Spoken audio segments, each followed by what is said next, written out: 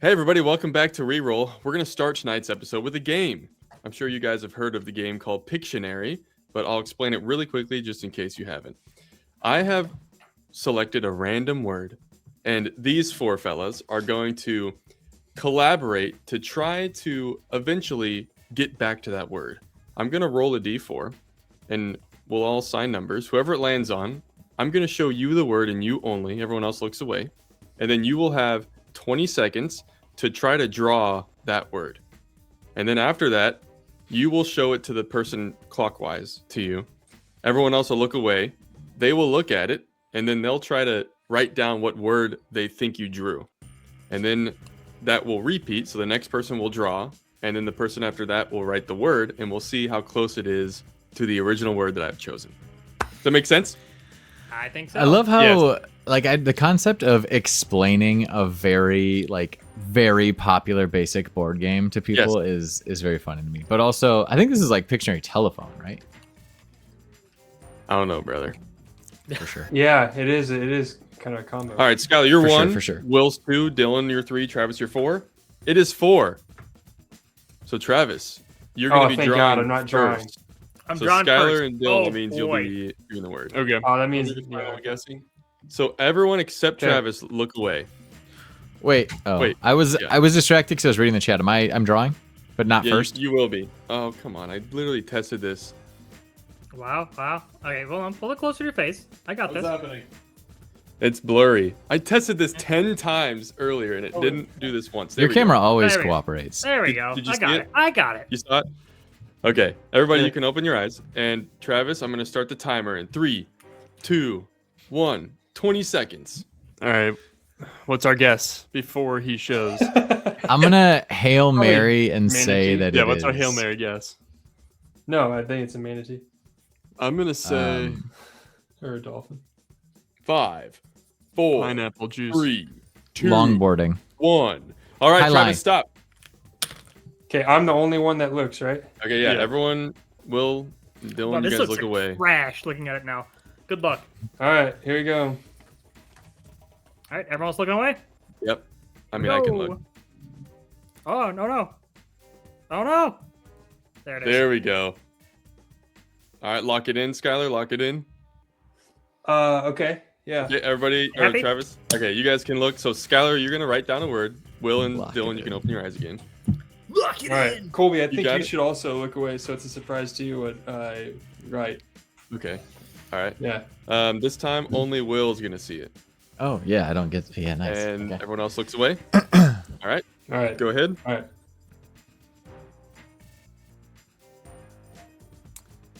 Okay. Whoa. Okay. Can you see All that? right. Yeah. All right, everybody, Yeah.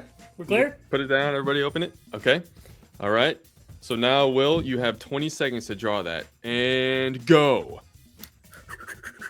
All right. Second guess. Travis, you're not allowed to guess.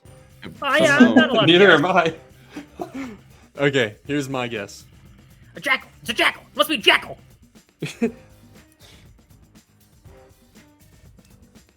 5, 4, Definitely Family Guy, right? checking out at a grocery 2, store. 1. Time. All right. And then lastly, you're going to So- show It's it something. to Dylan only. So everyone else look away. All right. Honestly, I think we crushed it.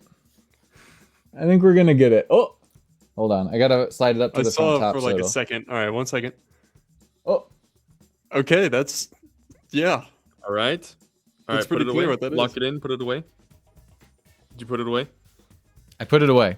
Okay. So then Okay. Dylan, you can just say it out loud or you can write it down. I guess you can just say it out loud. I think write it down. I think All build right. this. Yeah, write it the down. Write suspense. it down. Build for the suspense. reveal. Build suspense. So and we then can all what struggle you as should you, like, do, lift you it. should write it down and then we should all show the word that we had originally or the Or drawing. the picture. So Yeah. it's all on screen at once and we can see how close we got. Yeah. Everyone show theirs at the same time, maybe. Yeah.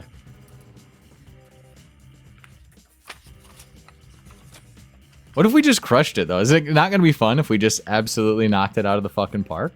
For some Oh, it's reason, gonna I be think more we're fun. going to. Was it mirrored? Be a Did I little need to off. write backwards and upside down? No, I don't think so. Okay. No. I don't. It depends on your camera. I think. Am I but holding it his up? Wasn't. I drew a picture. Everyone's gonna hold Everyone it up is. in 3, 2. Oh, we're all holding it up. Oh, yeah. Oh, just now. Okay. No countdown. Human Mine was- grilling. Oh, wrong one. Oh. Oh, Whoa, whoa, whoa. Shoot. I can't. There we go. Oh. There. My Okay. fucking. It's bleeding I- through. There we go. Okay, so that's First a of all, good Travis drawing, and Will. I's pictures are very close. I know, you can right? see it And how I got cookout. I tried though, to right? do the plaid, and that was probably I a was- mistake. Wow. I was Okay, gonna yeah, say I see grilling, it but then now. I saw the music notes. I'm like, oh, it's a cookout. There's music involved, Oh, was I see. Right. not just grilling. So that's where my brain went. Well, all I right, test- that was pretty good. I That's pretty tested good. Will's this out. pictures. Yeah, I know. It's like it's pretty clear. It's a human grilling burgers. Yeah. That is Human clearly grilling what the fact- burgers. I tested this out at work, and it looked like a person eating an octopus because I was trying to like draw them playing the bagpipes. Yeah, I gotta tell you, I just tried to draw bagpipes quickly. It is tough. It looks like a guy that has a It's turkey in a full Nelson. Yep. Good work, everybody. I drew the basic bagpipes and then realized, where am I putting the person? And that completely threw me off for like 5 seconds. Mhm. Well done. All right. Well done. We've done it. We've done it. Now we're ready to play some Daggerheart.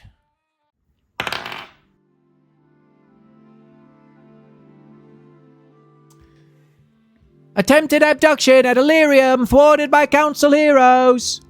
A young halfling crier in dirty clothes shouts out council-approved news as he weaves his way through the crowded cobble streets of the Boundary Lands.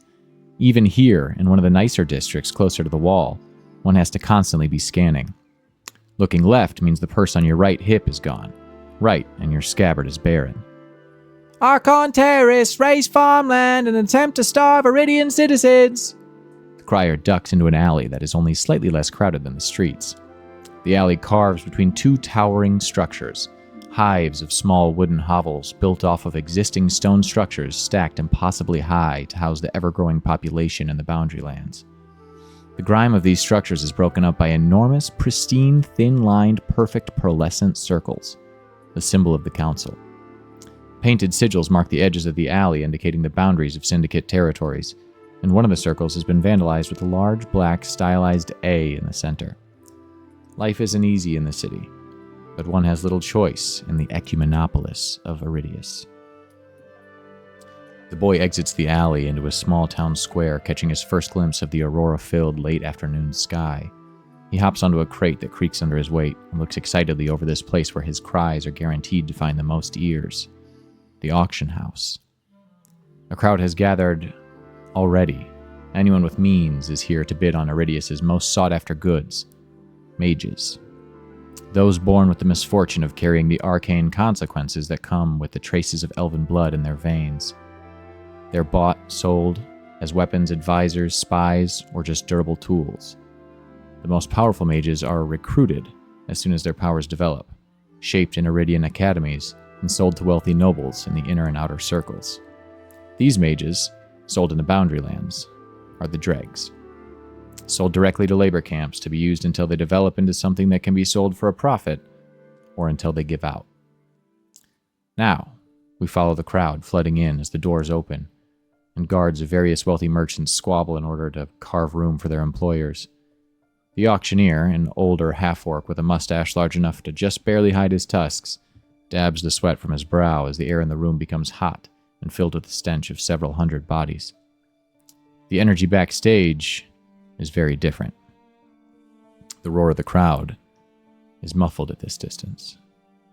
The only other sounds are murmurs and shifting of chains, as around a dozen mages try to find a modicum of comfort in their cages. The sound of the crowd begins to grow, followed by several loud cracks. A gavel of some kind? The auctioneer attempting to restore order? The crowd isn't quieting. No. That sounded like it came from the wrong direction.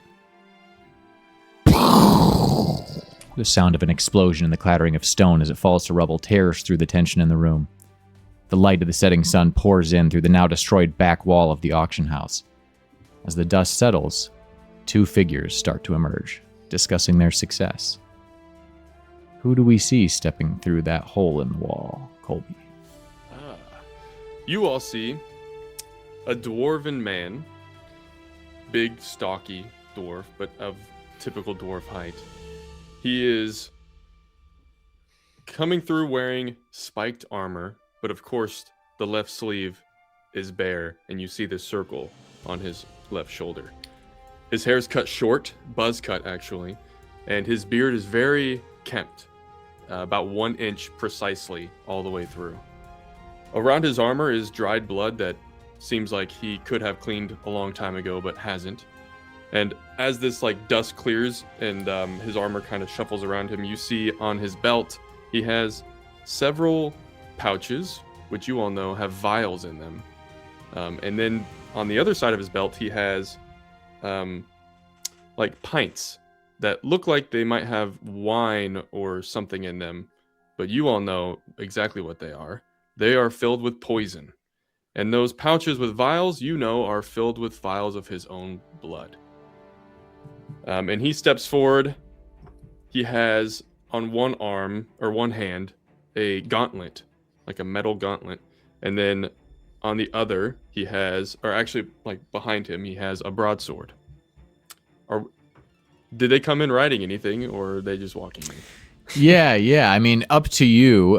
Probably you would have gotten off of your mount to deal with this. But standing behind you, what do we see? Yes. Standing behind, stepping up to this character that you know is Talon, you see this bear moose, who's named, aptly, Boos.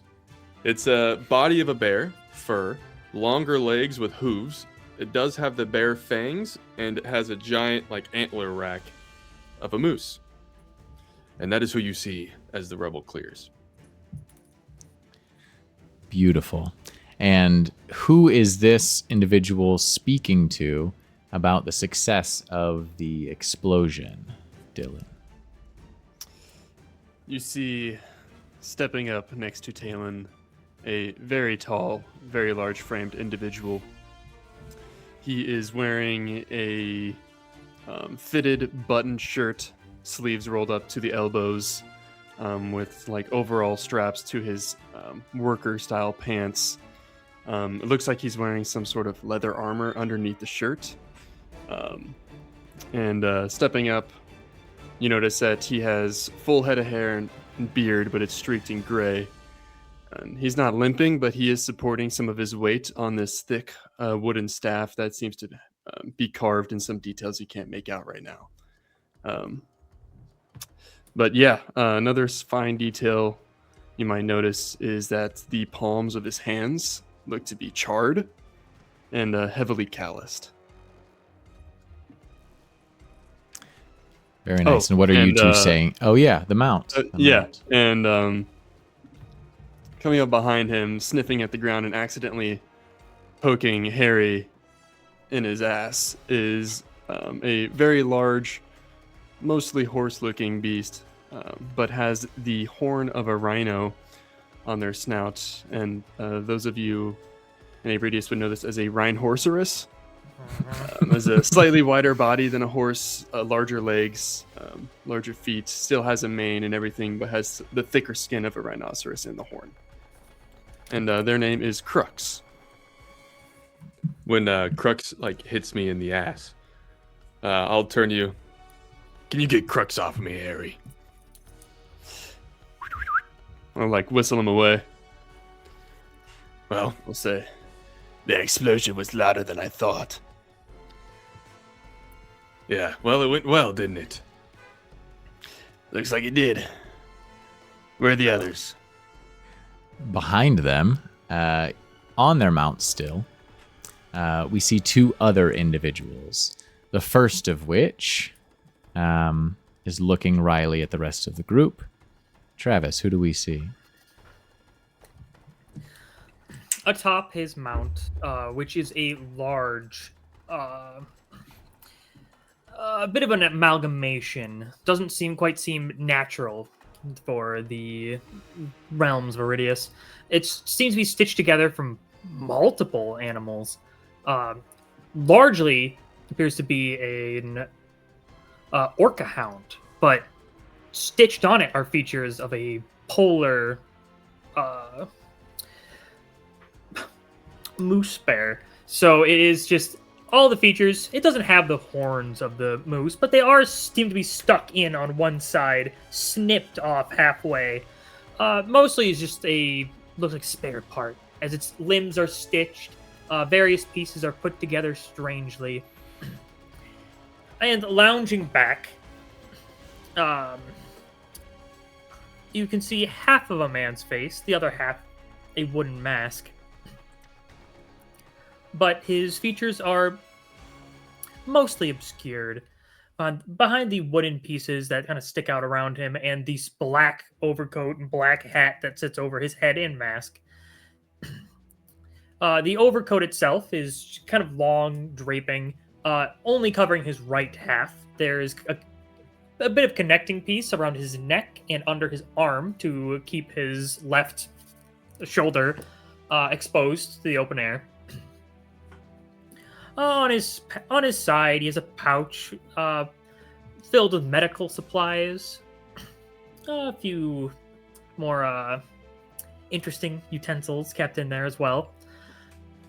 But you can see his right arm seems to be very stiff as he's lounged back, and you can even see the stump coming out of his right leg. Looks like it's fit almost like a foot, but definitely looks artificial in some way. As his face remains flat and stoic, and the mask, the eye on it rolls. As Dr. Emil Joff sighs and shakes his head. Is it always so loud with you folks? Quit complaining, Doc. We got in. Clearly. And behind Dr. Joff, we see the final member taking his time, rolling up to the breach. Who do we see now, Skylar? Oh, I forgot this is green. This might not work out. And that's what he gets. Yeah. And that's what he gets. That's fine. I'll take it off after my introduction. You see, riding up on this,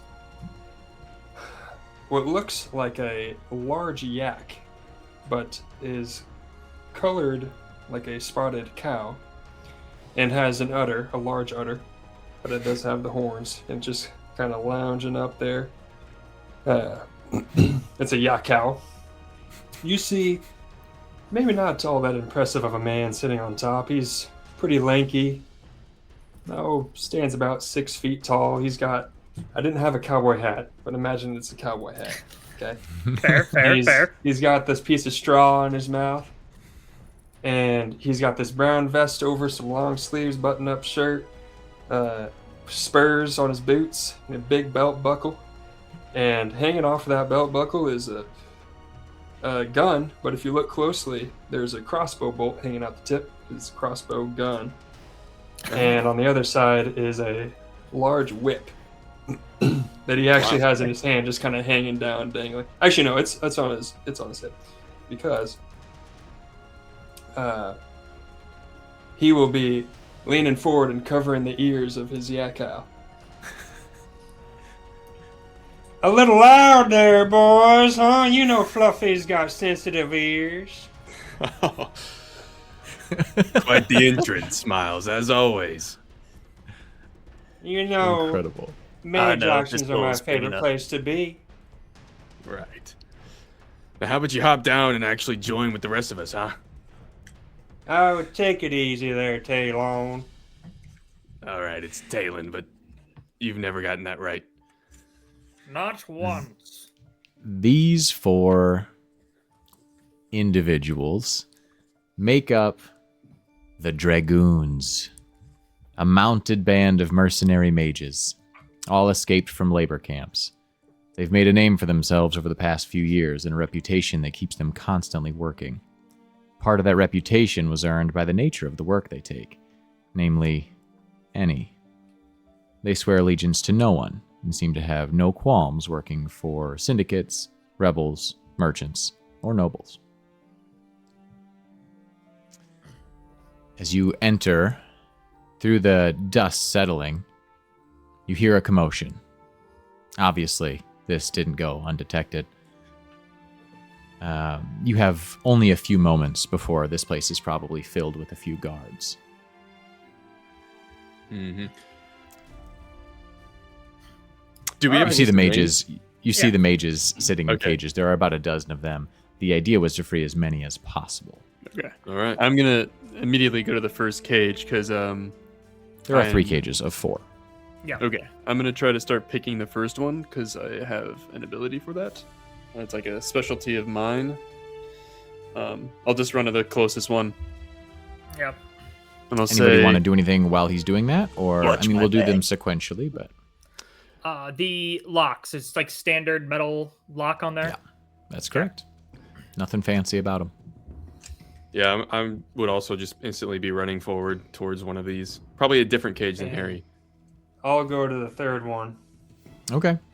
You guys see as you get close to the cages, there's about 4 individuals in each cage. They are chained up to each other, but not chained to the cage. They are all early teens, but it varies. You can tell these are new recruits. Some of them have sort of visual deformities, representations of the magic that they were born with. So those are usually the younger ones. They don't go under the radar for quite so long. Are their legs chained? Just their arms, it seems. as I'm unlocking this, I'm gonna look into the group that's in this cage, and I'm gonna say, Archon hasn't forgotten you, as I try to unlock this. As I'm gonna everyone be- rushes to the cage, as my large mount kind of is like kind of belly crawling through the large opening, but being this orca, hound, bear, moose, it's rather Terrifying. large. As it kind of pushes through, as I kind of just slide down a bit to get under, I'll sit up and just be like, "Yes, come, children, come be child soldiers for the rebels." All right. You see... Oh, okay. Go ahead. I was just gonna say, you see Miles studying his lock, just looking at it. He knows that he'll be able to figure out here soon. He can figure out anything he puts his mind to.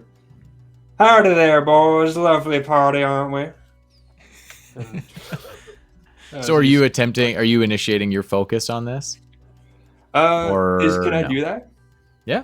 Any action or like a skill you want to get better at, as long as you mark the stress and activate the focus, it will start This to would be a tick good up with every time. action. Yeah, I'll absolutely do that. I'll mark a stress and activate focus on this lock. All right, then I could consider your first action towards freeing these people if you don't want to just like try to pick the lock right away. You could roll a presence check to try to calm some nerves with your all right boys that you rolled up with, and I will count that as a tick up on your skill towards this thing as you're Good. kind of eyeballing it and figuring it out. Nice. Harry, that was a finesse check, I assume, that you were making. Yes, Okay, go ahead. and this is with advantage because of my pick and pull ability.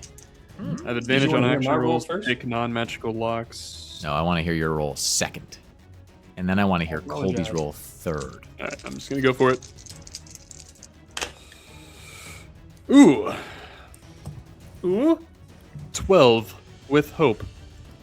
12. These are pretty Not a cheap. good roll. You do succeed, but it takes you a long time to do so. And so we'll resolve what happens after that right in a second here. Miles, you what did you roll for your I presence? rolled a 20 with fear. I'll take that fear. Thank you very much. That's pretty good. My presence is very Stacked. Yeah. there. Hey, this is a fun DM question that I don't want to have to ask, but I forgot to look up before. How much do I start with? It's 1 for each plus something, right? Or is it just It's one for each, plus you roll a d4. Yeah. Oh, nice. And then we start with 2. Yes. Oh, cool. 4. Since you had to ask, though, you start with 0. No. No, not you, Harry. Just Will. No. Okay.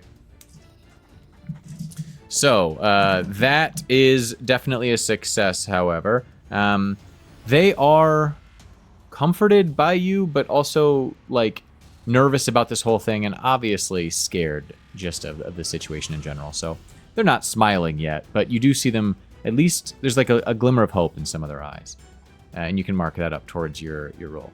And Talon. Yes, he ran up to this lock and examines it for a second. He's like, and looks at the group. Step back. We're on your time, or we're on your side this time. I screwed that up, but that's what he says. Yeah.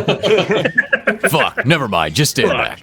And then he is going to just try to punch it as hard as he physically can with his gauntlet, and just try to break it. He's Yeah, going of straight course. for it. That's fair. We're gonna make this a strength check, I think. That works for me. Seems to make sense. That's a 17 with hope. A 17 with hope. Yes, you, despite your lackluster monologue, you do shatter this lock pretty deftly. And you see the kids start to rush towards the now open door. So that happens while Harry's still working on his lock. And Miles, you get one more attempt. Basically, you guys can hear that something's coming. Dr. Geoff, you can see some like torchlight around the corner as guards are rushing back towards this area. Well, I'll buy us some time. As you'll just kind of see almost like his side kind of like pop a little bit. And there's just get a waft of, I mean, you guys are used to this, but like all the slaves will just kind of get this waft of like almost like ground pork as just like a little. Ew. And coming out from under the cloak, you'll just see this, like several of these little, like, just pieced together, half wood, half flesh, half bone. I said it half 3 times. It's a lot of halves. I meant to say half flesh and bone, but I screwed up. Anyway, Hey, now we both did. good introduction, everybody. You'll see a couple. Most of them have like little, like half of a like rat skull. Other small like rodents or just animals like cat, dog, and they'll have these little fleshy tendrils coming out of them, 4 each ending in like these wooden tips, almost like these 4-legged spiders, as they all just kind of crawl down and start like heading towards the various little entryways where they could come out. Push comes to shove, this may scare them back a few steps. As I'll say right off the bat, that sucks bad. Fuck that for sure. Yeah. Yeah. Thanks, Doc.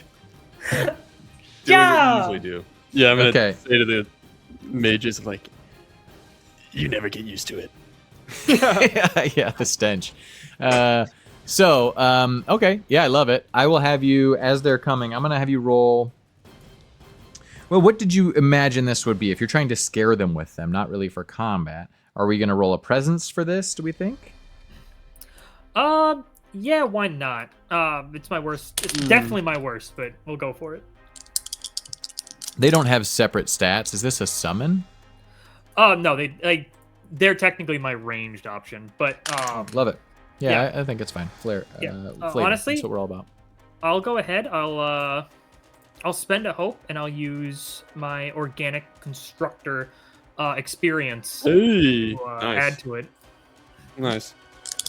Nice. It is your power, so yeah, I'm all for it. That is going to be in 18 with fear. 18 with fear. Okay, we will resolve Which that is- in just a second. Seems fitting, frankly. Right. Yeah, for sure. Okay. So, Miles, you have your second attempt at something right now, and we'll see if you get more time based off of the results of Dr. Geoff's attempt at buying you time. Would Okay, you like I to attempt to open the lock now, or would you like to build up your focus a little bit more before you make your attempt? I'll say it's the DC every time you try the lock is going to get harder. So taking time to focus on it by doing other actions in the meantime is probably a better bet. Yeah. Unless you want to just try to do it now. I'm going to take another turn to focus. I'm going to see these awful creations that Dr. Geoff has created. I was right here, kids. There ain't a lock in this world that Miles can't pick. Okay. And I'm going to attempt to still calm them from the... I'll say that... Yeah, Or sure. whatever. Yeah. I'll say that's fine. Let's do that. It will be... They're getting a little spooked by how long it's taking, I'll say, so it is going to be a harder DC. Since you are clearly vamping for time. This is the second time you've been like, and don't you worry, I am going to pick it. I'm trying to Here I go, right about to pick it, right now. Yeah. Don't you fret. I'll get right on. He's like everyone else is like getting out of their cages. Yeah. And the thing is, he's not vamping for time. He is really that confident. It is not Nearly put halfway on. there. Yeah, but clearly you can see how this could be viewed as such. So give me that roll. Presence again? Yeah. You attempted the same thing. And this is plus... Or no, this isn't the experience yet. And by the way, for future reference, you can feel free to, you could examine the lock, do an intelligence check to try to, there are other things. It doesn't have to just be, the same action every time. But this is a totally legitimate option, and I love it for your character. I rolled a 21 with fear. Ah. Beautiful. And that takes my focus up to 3. Okay. Yes, you totally successfully calm them down yet again. They don't seem to be concerned at all with the fact that you're buying so much time and talking about doing the thing instead of doing the thing. They're totally infatuated. You're a hero. Okay, as this is happening, you rolled that already, yes? Travis? Yes, Yeah. I rolled it. Dr. Geoff, and that number that you rolled was? 18. Yes, with fear, right? Yes. So, as this is happening, as they start to calm down in their cage, point of order, you do notice this, we've been mentioning the tattoos, or the left shoulder exposed. It's really a brand, a magical brand that all mages are given when they're recruited by their recruiters.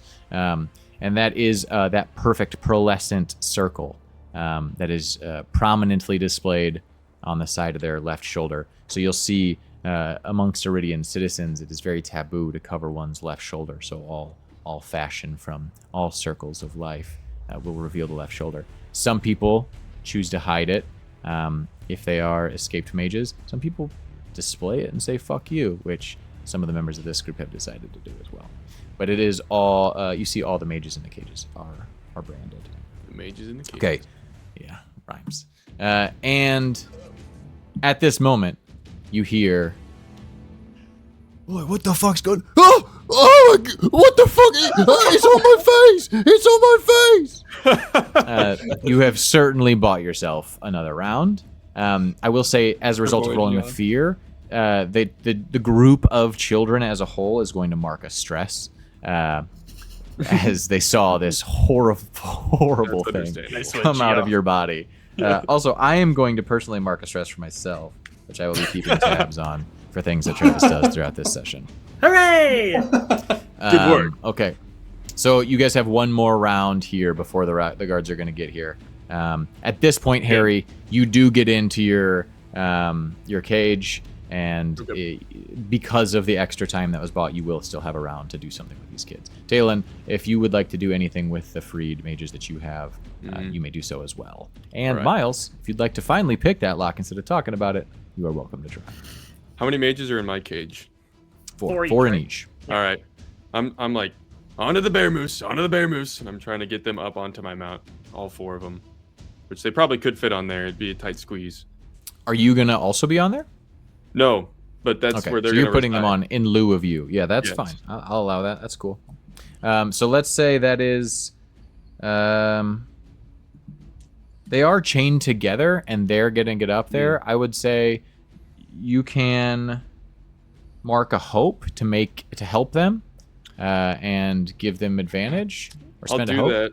I'll do that. And how I do that is there is a harness that's on Boost that has like those lifted truck step downs that they have. Sure. That's basically what Taylor. It just folds down. and Yeah, it- yeah. Like a little step Pull ladder. that thing down. Yeah. It's a Beautiful. dwarf. He's a dwarf. All right. Yeah. Okay. Let me roll for that then. I will give them advantage because you're helping them. That's a natural 20. So they fucking all in unison double front flip and land on their feet. They Holy climb up shit. there. Yeah, they climb up there easy Jesus enough. Christ. And they actually use the chains to help pull each other up instead of them being a detriment. It actually ends up being helpful. I'm for not them sure getting they on need top us, of guys. My Good, God. let's get out of here. One of them has the synchronization ability. Oh. Okay, so they get up on the boost. You guys are now mobile. You can start heading out the door. Harry will resolve yours next. You are now opening it up and starting to take them out. Talon, you've had time to get them back outside. Harry, you'll be kind of just starting that process. Yeah, Sweet. and I'm just gonna try and escort him out on foot. You're just walking them out? Okay. Yeah. Then no roll required. You are going to be a little slower, but that's A-okay. Miles, what would you like to do? And Geoff, if you want to interrupt at any time with an action, just let me know. Since my mount, Posey is her name, by the way. Posey's kind of just sitting there, kind of still, giving like a shake now and then. Joff will look around and just, all right. As Harry leads his group out, I'll command Posey, who will kind of start ducking down to a belly and start pushing back out. As kind of a bit blocking the hole, but we'll still give time for Miles to hopefully squeeze out after. Sure. Nice. Yeah. I see everybody else leaving and realize what these kids must be thinking, still being the last ones in the cage. And be like, studying this lock. Okay. That's it right there. And I'm going to stick my piece of straw in to try to pick it. All right, I love it. So you can add your focus bonus. I'll You add do my still have to- focus. And is it, what kind of roll is it? You do have to spend a hope still. I bet Oh, yeah. that would be finesse. And a hope? It is a finesse roll, yes. And if you have any other applicable experiences, you can tag those on as well. Oh, yes. I don't think I do. So I'm going to do 11, 12, 13, 14, 15 with fear. Yeah. 15 with fear. You stick the piece of straw in, and although you're expecting a perfect, there isn't one right away, and there is a moment of like, not doubt, but you stick that straw in and it doesn't work for the first 1 second, and there is a moment of like the kids looking at you, and then you press a little harder, and the lock comes off. You are Told successful. you, kids. Chewed the end a little too soft, sorry. Yeah. Yeah. Yeah. All right, kids. Now, hop on Fluffy here. He'll get you out of here. And with that, I will let you make a... you can just let them climb on, or you can try to help them if you'd like and mark another hope.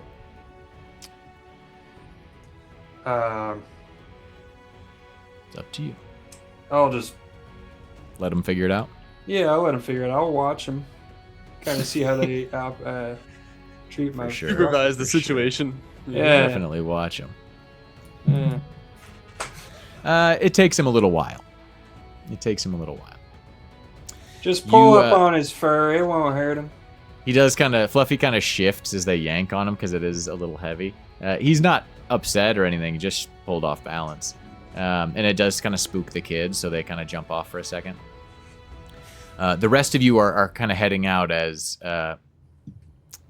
he always is. Miles is sort of taking his own time and trailing behind. And as that's happening, your window to escape without any kind of altercation sort of slides slowly shut as you hear footsteps from around the sides of the building. Although Dr. Geoff's distraction inside was successful. They have made it out and around the horrifying creatures. And you hear, "Oh, no, you don't! End of the line, thugs!" As you see a handful of guards circling the edge of the perimeter. These are council enforcers. There are not very many of them out here in the Boundary Lands. And all in all, you see one who seems to be a little more decorated than the others, and 3 others at first that seem to round the corner with him. Okay. When they come around the corner, unless you're going to do something, I would, like, keep Boos going. Like, keep on going, Boos. And then I don't know why I talked like Miles for a second. And then I turn, and I'll just, like, hard. start casually walking towards these council enforcers and pull out my broadsword. Shing. And I'm going to attack the first guy. It is the captain. You can absolutely make your attack. All right. So he rushes up to meet you. And I'm going to do something first. I'm going to use my Crimson Right, which I'm going to enchant my blade. So as I pull the blade out, I actually slice a bit of my, like right below the pearlescent circle, and I kind of wince, and I'm going to mark a hit point. But you see this blood now streaked onto the blade. And now, until my next rest, I have some extra damage on this weapon, which I'll flavor as if I hit. I'm gonna say too that when you draw that blade across your shoulder, I'm gonna say it goes through the circle actually. Yes. But notably, does not disrupt that perfect pearlescent image. Even though the skin beneath it is torn and tattered, it just on the blood that's pouring out in that space, there is still that perfect image, unaffected. Incredible. Okay, that is a 17 with fear to hit. It absolutely hits. Okay. And thanks to my domain card, Power Through Pain, if I have at least 1 hit point marked, I gain a bonus on my damage rolls. So I get a bonus onto my bonus of my damage rolls. And it's just equal to however many hit points I have marked, so just a 1. Okay. That's a D8.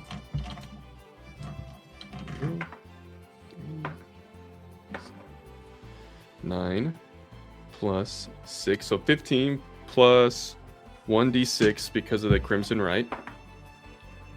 That's a 19 plus 1 for that Power Through Pain, so 20 physical damage. And the way that when that blade hits them, the blood, as it cuts into them, sears, and you guys see like a moment of, well, you would know, that blood is extremely potent with poison that I am basically chugging at all times. But I'm immune to it. So it doesn't affect me, but it affects my enemies.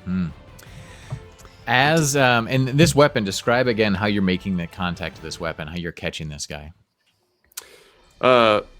I'm literally just running forward, slicing the blood across it, and then swinging at him like two-handed, full force. Straight up in his face. Yeah, so it kind of cuts down through. He brings up a sword to try to block it, but he's a little too slow, and you're a little too experienced. It cuts through his armor, and the armor takes a big brunt of it, but it digs into his chest slightly, and he pulls back, and you see him right himself, this orcish man staring straight at you now, as he says, "You're gonna have to do better than...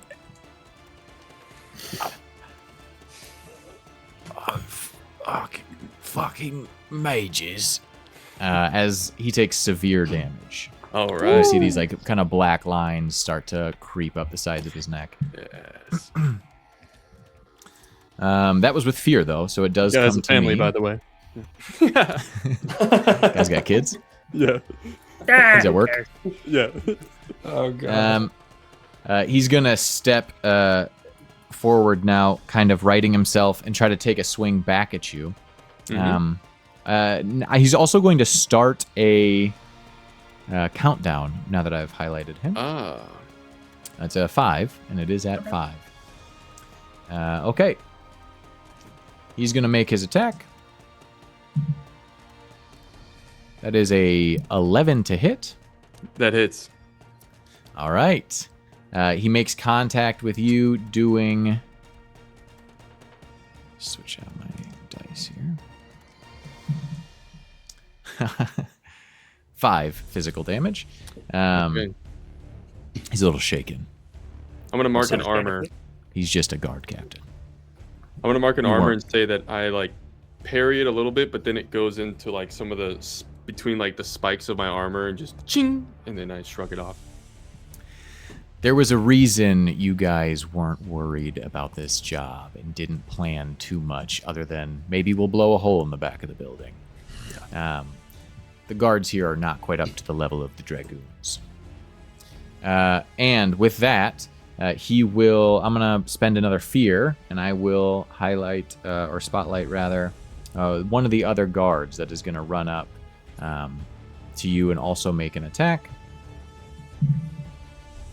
Ooh, they rolled pretty well. That's a 14 to hit. That hits. And 5 physical damage. I'll mark another armor slot. As this one again glances off, not really finding any purchase on you. And the third one is going to run up and also make an attack. But this time, they're going to attempt to kind of restrain you. Ooh, rolled pretty high. That's a 20, so that's for sure going to hit. Ooh, yep. Yep. Mm-hmm. And he is going to mark a stress. And with that, grab onto you. And just like wrestle one of your arms, trying to wrestle one of your arms behind your back, attempting to take you into custody. You can break free from that with a successful attack, finesse roll, or strength roll. Okay. Got it. And that is those two. The third one is going to break off and try to run towards Boos, who is heading off into the distance. They're going to make an Unbelievable. athletics check. It's hilarious that I'm rolling well now. That I'm Yeah. This is BS. yeah, so he actually does successfully make it up to Boos's behind. Moose's caboose. Oh, fuck. It was right there. Okay. And then I will pass it back to you guys. I could do As something, but- Boos is heading off with this group, Joff will raise an arm, his left arm specifically, as his right is still just kind of stiffly next to him, and almost start moving it like a bit like a conductor. This is just move out. As on the guard, he'll suddenly just feel a as one of these strutters starts crawling up his leg, and it's going to I'm going to attempt an attack. That's Love it. terrifying. And make Marking another sure- stress for myself. Yep, spell cast roll. Perfect. That is going to be a 20 with fear. 20 for That'll sure hits. Hopefully Yeah. hit. This is which guard? The one chasing Boos. Okay, gotcha. Ooh. Wow. That is going to be 21 damage as this I guess well, I guess I'll describe it as this. We can figure out where it goes later. As this little strutter kind of crawls up on him, as a little wooden barb comes out from under the skull and kind of just as it launches down into him. That's another stress. Yeah. Yeah, that sucks. Okay, as he's running towards them, he doesn't even really feel it crawling up because it's kind of on the outside of his armor, and it's not very heavy. It makes its way up to his back as he just rushes up and grabs the back of Boos on the saddle. You hear some of the kids start to shift away from him, and there's some screams. You see some little like sparks of energy as one of them is trying to use their abilities but doesn't really understand them yet. at that moment, blood-curdling scream tears through the streets. He reaches up towards the back of his head, and his legs both collapse underneath him and falls to his knees. And he's trying to pull this thing off the back of his head, as these kids just see his eyes rolling into the back of his head as he's pulling at the back of his neck. That is that is whatever the 4 damage one was.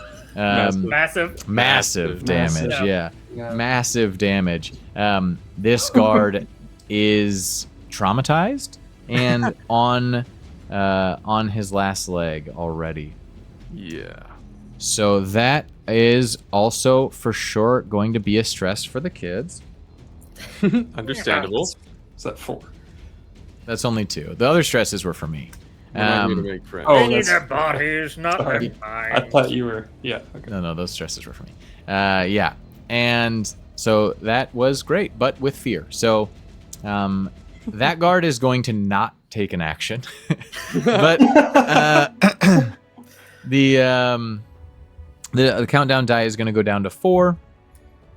And at this point, you see 2 more guards coming from inside, rushing to the back of the stage, and they will see Miles with the rest of the mages trying to get on top of Fluffy. Harry, you're sort of exiting at this point with the rest of them, so you're sort of in between these 2 groups, just for staging's sake. And Geoff, you're just ahead of Harry outside. That's sort of where everything's happening at. So both those guards are going to rush up. The first one is going to just make an attack at Miles. That is a 8. Miss me, son. So Miles is going to lazily duck out of the way as they rush up and swing at him with all they've got. The other one is going to attempt to make a thrusting attack at you now with a sort of pole arm that he has. That's a natural 20. Ooh, Yay! That hits me, son. Everybody celebrate the he guards. ducked into it. Yeah. And that's a big ol' 1. So that is they do brutal criticals for enemies too, right? Yeah, if we have brutal criticals, they do too. Yeah. So that's only 8 points of damage still with a crit. Wow. Okay. Still minor there. These guys are Marking just armor trying to do their slot. jobs. Yep. He is going to mark a stress and attempt to, I guess successfully will start to detain you. You are restrained until you break free with your attack, finesse, or strength roll. So you can't move. That is going to happen. And then I'm going to spend another fear. And I'm going to have the guard captain attack again.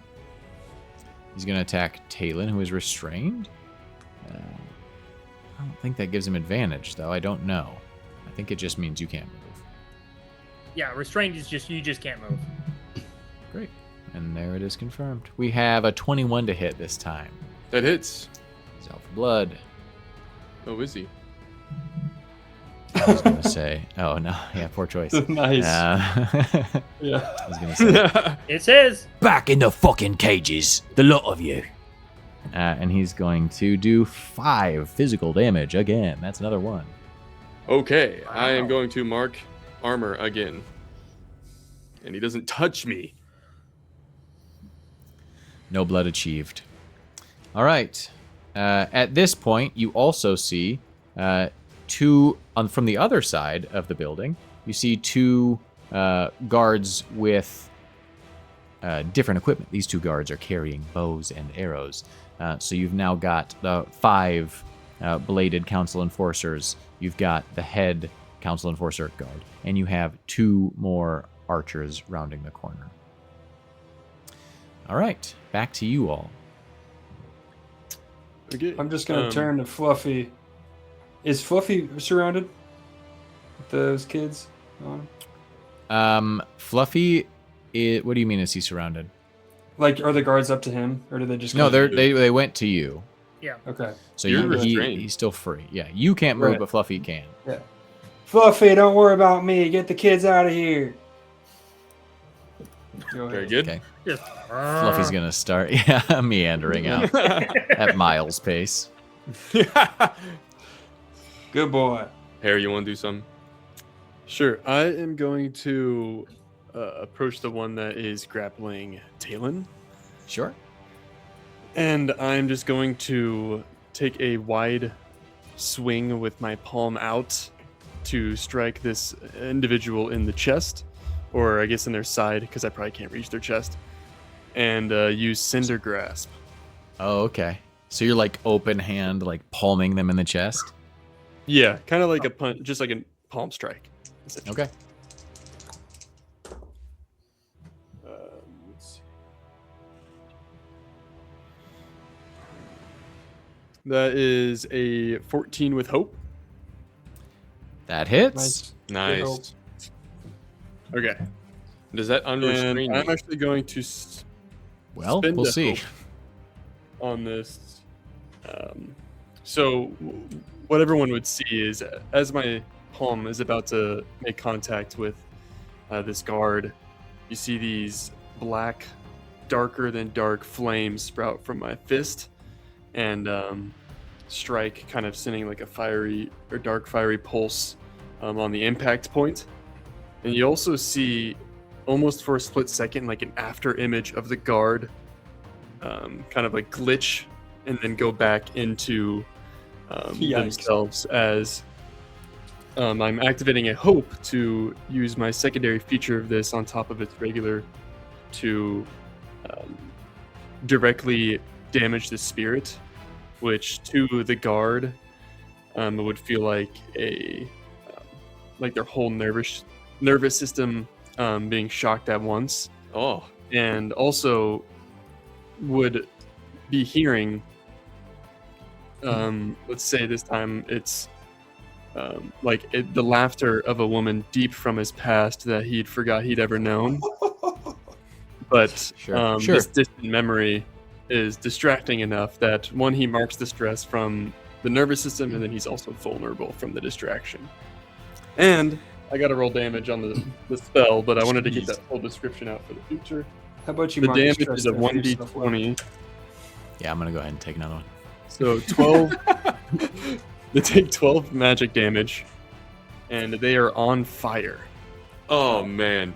12 So- is severe damage. Okay. Also, the that stress that they're temporarily vulnerable. That is correct. They're also vulnerable because you made them mark their last stress. Oh wow. So they're having a rough time. And then, so this is what happens. You as described, the after image, the burst of this dark flame. And again, just like not even a scream, sort of the beginnings of a scream that's immediately cut off. And you hear like a, "Ah!" and then just like staring off into nothing straight through you. This guard just like drops both arms and his weapon clatters to the ground. Burst into flames, unmoving, but standing. I'm gonna look at you, Taylor, because you're right there. Yeah. No, I thought he was stronger. And then you hear Miles in the distance. Harry, that is terrifying every time. Great job, and you are going to gain a hope for one of my Sweet. institutional tokens. All right. Oh. I'm spending on you. was that? Did you roll with hope, Harry? I did. Yes, it was. Okay. And I'm unrestrained. I'm assuming. Yeah, so typically that wouldn't break the restraint, but I think given that this guy is on death's door and Yeah. on fire and Yeah. vulnerable, Yeah. Yeah, if it ended Yeah. their Just Staring having into a space fire, lit on fire. they take Yeah. 2d6 he's gonna go ahead and let it go. magic damage. He's gonna go ahead and let it go. Talon knows how you operate, Harry, and without even saying anything, he just immediately hops up and is, while you're doing this, like already in the motion of throwing his powered gauntlet fist at this guy's face to try to finish the job. And I do have advantage because he's vulnerable, correct? Correct. All right. That's a 15 with hope. That hits. Okay, this is a lot of damage. Yeah. Go ahead and roll it. Okay. I mean, let's see what the this number is. Power Gauntlet has a feature called Charged, and I'm marking a stress, which I'm gonna say is like some of that fire hits me a little bit as I make contact with him to add a +1 to my proficiency. So that's 4d6. Yeah, this guy's described as on death's door. I'm gonna obliterate him.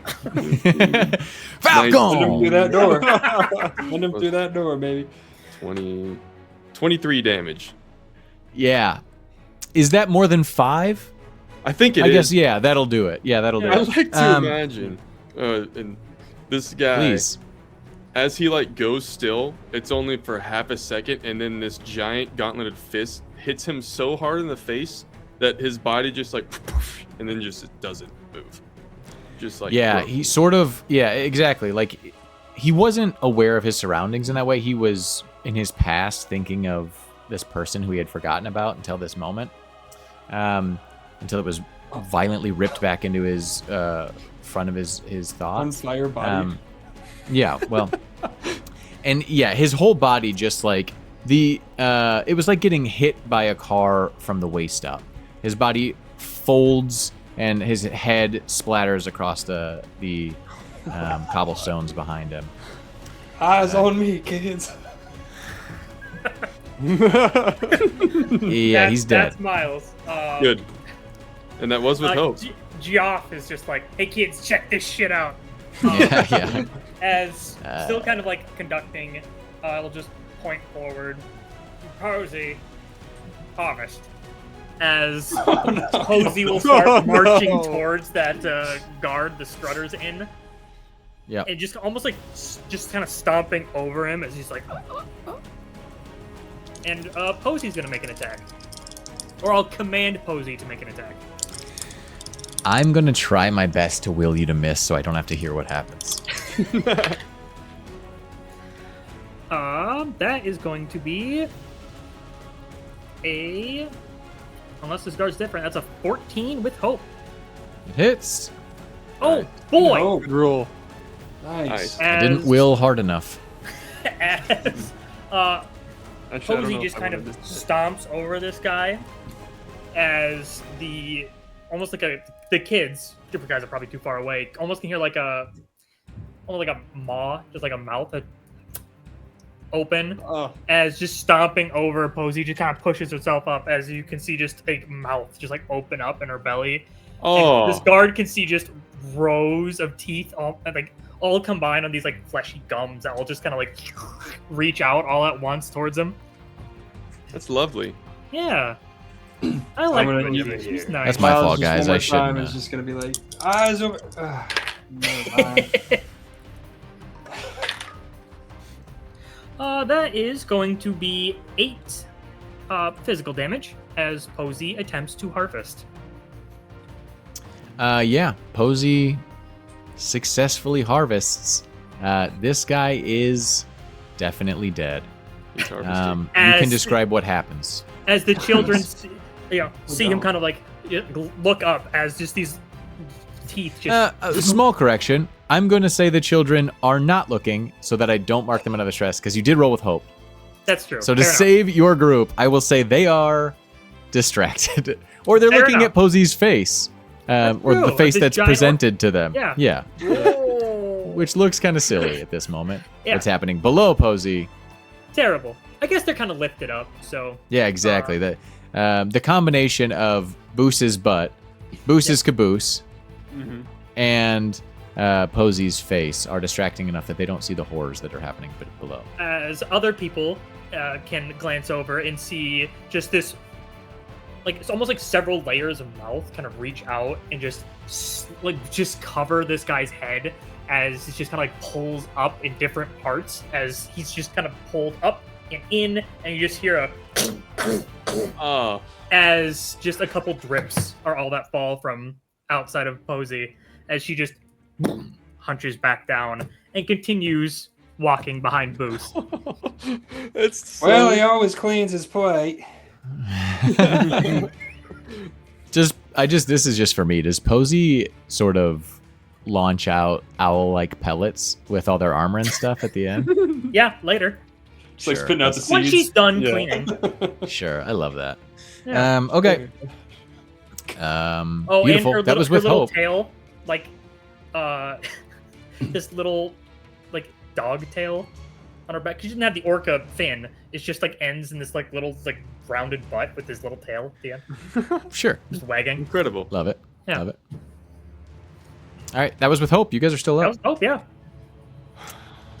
There are three. I'll So do there's a guard captain still engaged with Talon and now Harry, and there's one other guard there with them. There is one guard inside that is engaged with.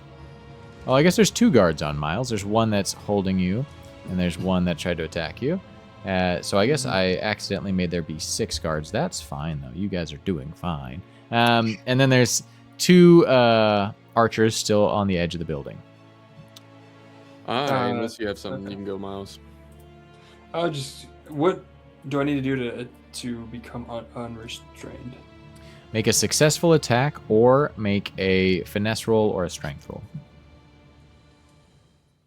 Successful attack. All right, can I try to successfully attack Yeah. this guard? To the I group. would hope that was I'm always asking. your goal. Yes, yes, Yes. of Okay. course. All right. He has. Oh, notably, I don't think I've missed any. The countdown die is at 1, so this will take it Oh. over. We need to run. Oh. Okay. Yeah. Not So that note. Mm. I'm going to Sorry, attempt guys. to, as he's holding my arms, I have just enough mobility to pull my crossbow bolt gun and just aim it right back in his belly. Nice. As he's restrained. Nice. That's a Smooth. good roll, boys. That is Smooth up. 20 with hope. Attaboy. Yeah, that's 20 pretty with, good. yeah, I mean, of course. Oh, shoot. Kill him now. Time to kill him. You know, I've always kind of wondered if there's a way to make a bow into a gun. Maybe mount the arrow on some sort of cross, you know? 13 physical. I will say never mind. 13 physical. Yeah, baby. That is severe damage. Attaboy. So this guy, how are you attacking? I put my crossbow right into his belly and said, "Back up!" and fired. Yeah. Okay. You didn't give him time to actually No. It was like it was a threat, but then you No, immediately shot. I'm doing the backing up for him. Yeah. As you say back up, his body responds, whether he meant to or not, as he's clutching his abdomen and there's blood dripping down, pooling beneath his feet or between his feet. He's gonna look down and look at the other guard, and blood starts to come out of the corner of his mouth, and he starts just like taking steps backwards away from you. That is with hope. So you will continue, but since the tick-down die or the countdown die has now finished, you see behind the 2 archers that had rounded the other end of the building come strolling 2 figures. One, a woman, well dressed with maybe merchant or lesser noble attire. Fur collar wraps around, nice hat hanging off the side of her head. She turns and looks at you all and smiles. You see on leashes, you see 3 leashes reaching down towards these, what you know as ferret hounds, which are like elongated, sort of medium dog-sized, well, as described, sort of ferret, long-bodied dogs. And she just kind of smiles, and she's going to reach down and pat all 3 of them on the butt, and you see their skin starts to tear and their muscles start to bulge as they grow, and their teeth start to expand, and they start to foam at the mouth, and she lets them off the chains. As you see, one of the hand-me-down springers from one of the local merchants has joined the fray. Uh-oh. Immediately behind her, the other figure you see is a taller male figure. This one orc with tusks that seem to extend well beyond where they normally would, and long hair that you wouldn't expect from not traditional for orcish attire. And it's thick. It's like almost like it's solid. Oh, You looking see good, brother. hairs coming off of the sides of his body in places there shouldn't be, and also Never mind. thickened areas that almost look scaled. You see these thick claws coming off the tips of his fingers. I'm back. Seems like some kind of another hand-me-down Springer. Astute like it. observers would guess probably keratin-based powers. Yeah. And they're not taking the spotlight yet, but they are now here and ready to rumble. Are we running? You guys are still the Dregoons. Keep that in mind. We are. Yeah. These are hand-me-down Springers. I'm not afraid. They're not local guards. Okay. So that was with Hope. You guys can continue. When these two step in, I am going to. You guys, I uncork like a pint, and and then I'm gonna take the blade or take another, actually that empty pint, and like squeeze the blood that's already dripping from my shoulder like out into it to fill it up. And I'm gonna shake it up, mix it. This is happening very quickly. I do this all the time. Mix it with another one of my tiny vials, and then throw it as hard as I can in between the two of those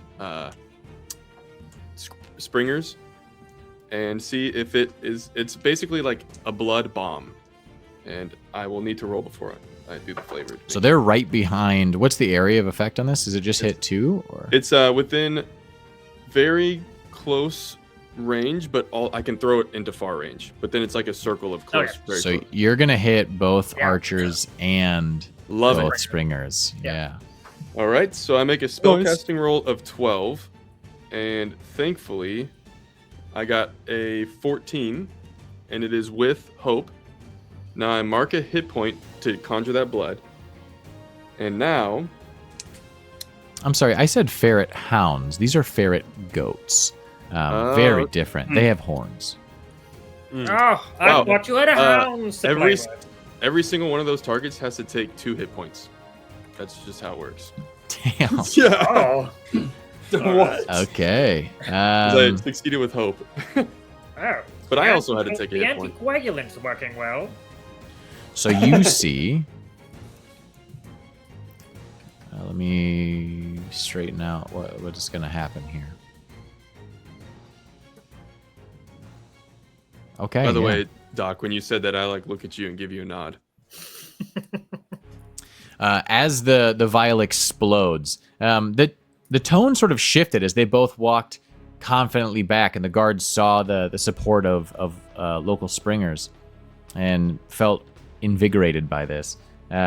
You see the 2 archers are immediately scalded by so the first thing that happens is blood splatters over people, and it's not an immediate sensation. It's like panic followed by brief relief followed by searing pain. And so these screams, as they start clawing at the skin on their face to try to pull this stuff off that's already seeped into their skin, the 2 guards drop their bows and are on death's door already. The woman, sort of in like flapper attire, who is leading the animals, her coat starts to singe and the steam starts to pour off of her flesh as the side of her face starts to bubble, and she starts screaming and turns and starts running in the other direction. One of the hounds tried to intercept it and took the brunt of it. Ferret goats. One of the ferret goats tried to intercept it, and their skin completely singed, and their jaw hangs off, and it collapses, taking the majority of the brunt. The other 2, seemingly untouched, climb over its corpse and start heading in your direction. And finally, the man with the keratin scaled skin, it seems, was overconfident in his ability to take physical damage, and instead just this seeping through the cracks of his armor is doing more than you were expecting to him, especially. He's All right. screaming out in pain, And he takes a few steps forward, but he's definitely like hesitant as his claws start to grow and his hair starts to grow, his tusks start to extend. But he is not feeling great. Pretty big shot. Yeah. Turns out not having any say and just marking 2 HP for 4 enemies is pretty good. Pretty good. Seriously, Yeah, it's wow. crazy. Okay. Was that with hope? I didn't. That was It was Oh, with yeah. hope. We're on fire. Yeah, Yeah. still you guys. Huh. No, that was the other guy, Harry. If no one else wants to go, I'll do. But I think it's been Theoretically, a I while could since I've- interrupt. Yeah. Nobody's Are you feeling going to? really ambitious right now. No. What do you None of these mean? guys are like, let me fucking get in there. Yeah. Okay. I'm just gonna go up to. Let's see. So I was next to Talon. Mhm. Is there anyone still like There's within a guard melee and the range guard of me? captain, both within melee range of you. Okay. I'm going to just take my cane and smack this guard captain in the head with it as hard as I can. Good. Very Seems strategic. good. Yeah, yeah. good approach. Okay. Miles didn't. No, never mind. You gave him a hope, right? Mm-hmm. Okay. I didn't know if it was advantage. Okay, that is a 15 with fear. Had 15 to end with at fear. some point. That definitely hits. Okay. Sweet. Wait, which one are you targeting? Sorry. The Captain. captain. Let me make sure. That actually might not. You already said it. Can't take it back. No. Oh, take yeah. back. It does exactly hit. Oh, nice. We're good. Nice. And they take 25 physical damage as this cracks against the back of their skull or helmet. Dang. Whatever. Wow. It's a lot of damage. Yeah, that is severe. 1 point shy of, I almost want to say major, massive. Massive, yeah. Nice. Wow. So, Jeez. he almost gets folded forward from this strike that the massive form of Harry is able to produce. This dent forms in the back of his helmet as he drops to a knee and coughs up this huge ball of blood that splatters on the ground in front of him. He's going to look up at you, completely defeated, looking over the course of the battlefield. You're feeling little resistance left from these guys. That's what I'm talking about. And that was with fear. Yep. Yes. My bad. That's all right. It won't happen The- again. We That's needed to get 2 them. archers are going to flee. They're going to drop their bows and fuck off. The strings have probably melted off of them anyway. Though there is, the guard that's next to the captain looking at both of you now. His captain on the ground dying. His friend worse than death. He is going to also drop his sword, and you're going to hear him, fucking mages, man. Fucking mages, as he runs away. Run to Greymaw! I'm And taking out my whip, looking at the other guard in front of me. yeah, the guard inside with you, Miles, has not been witness to many of these atrocities. That's fine. He is going to stay, and the hounds, or sorry, god damn it, they're goats. They're ferret They're goats, man. They're goats. I told you guys, the ferret goats are going to rush forward, and I don't even think the other Springer is necessarily going to take any aggressive action. Just sort of pose as though he is helping. Not that kind of pose. Oh, my bad. So the ferret goats are going to The attack. claws. We'll say they're going to go first. They're going to rush up to closest to them would actually be Dr. Geoff. And so they will make an attack at you. All right. That's only a 3 though. That does miss. How do they miss you? The hound, as the goat kind of sprints up and jumps up towards Posey, Ferret goat. you'll just hear a as this coming out of his right, the back of his right shoulder, this tendril with another sharpened piece of wood at the end. Well, no, this one has a sharp piece of steel.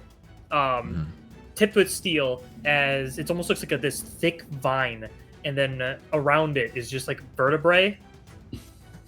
As it kind of comes out of his shoulder and just slashes out at this hound goat as it approaches. Yeah. As it just kind of like recoils back in the air and rolls as Posey just looks towards him. Mm-hmm. And you hear him kind of like yelp and scoot back. But it's sort of a weird sound. It's sort of like a ferret goats. Posey's kind of weird too. It's true. Yeah, that's good. And with that, they're going to start to kind of circle around Posey, hissing and sort of making that weird braying sound. Is that braying that goats do? Doesn't matter. Baying? Doesn't matter. Baying's dog. Or hound. So not Horse? No. Anyway. You're right. Baying's like howling. Yep. And it doesn't matter. And then we're going to go to the guard inside, the enforcer inside with Miles. He's going to make an attack. That is a 8 to hit. No, sir. All right. Close. So he misses Miles. And it is back to y'all. Let's kill him. Well, Miss me again, son. I will go ahead. As I'm still kind of conducting, as Joff's still kind of conducting, with now this tendril out of his right shoulder, this steel kind of turns to face him. Joff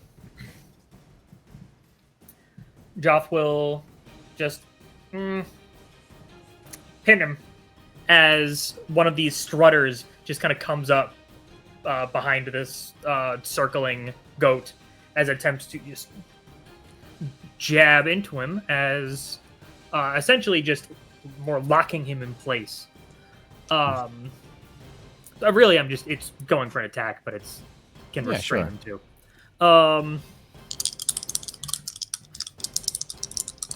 And as I am kind of tactically looking over this battlefield, more strategically, that tactically is the other one, I will go ahead and give myself advantage on this roll using strategic approach.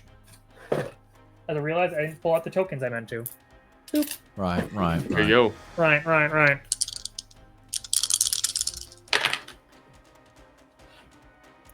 Well, turns out I didn't need advantage because I critically hit. Hey! Come Let's on go. now. Come on Very now. nice. So that's very nice, very nice. I'll give myself that hope, and is going to deal a decent amount of damage. I immediately lost my tab. There we go.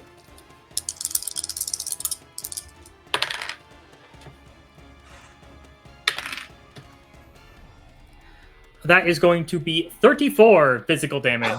And as this strutter just launches this barb into like its hip to kind of pin it into place, it might have done more than expected. Yeah, I'm going to tell you what happens. You do immobilize it for sure. You do mobilize it by that barb going straight through its spinal cord and immediately paralyzing it. Its legs just collapse beneath it as you see its head kind of like gnashing out its teeth before it slowly falls down and dies. Mobilize forever. Posey is just gonna. Oh. Sure. Harvested. This one will be fun to play with. All right, that is Hope. That was crit. So Very good. All right. Point of order. Braying is a loud, harsh, discordant cry of a donkey or a mule. So yeah, neither. baying. Neither Yeah. things. Baying was Baying down. is Right, baying yeah. at the moon. Yeah. Braying is a donkey. Yeah. What does a goat Talon, do? Long, deep howling is baying. Yes. Talon is gonna bay, What are we gonna do? and then I was thinking of buying. What does sheep do? Buying, you know. naturally. Bye. Talon's gonna step forward and kill the okay. captain with his broadsword. Yeah. You guys should probably kill these guys, right? Instead of just walking away at this point. Yeah, I mean think that's it's smart. That's kind of the plan. I'm kind of That's a waiting for 16 with hope. Fluffy to get closer. Okay. So then I 16 have with the, hope. I don't know why I was about to roll. Yeah, of course. Okay. 16 plus 20 plus I still have that Crimson Right, so that's 31. And then I actually forgot about this. My Sharp Plate armor on a successful attack in melee range against a target, I get to add D4 because it's sharp. Ooh. So that's a 32 physical damage. Against not the that guy much. that wasn't. What do you fighting want me to back. do about it? I want him to die. How would you like to kill the guard captain? Kalen, as the guard's watching all these horrific things happen around him. Also, he was poisoned by me. I'm like walking up with a little bit of a smirk. I'm like, feel strange yet? And then after I say that, he like takes like a Euro step, slices up with the sword, and then rams his right shoulder into him, where the sword cuts to like send spikes into him. And now you all can see why his spiked armor is covered in dried blood.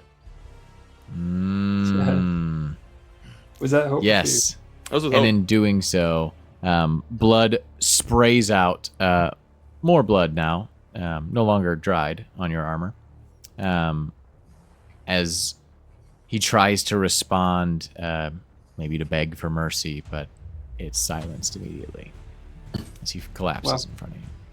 Good. I would like to say something to the guard that's in front of me.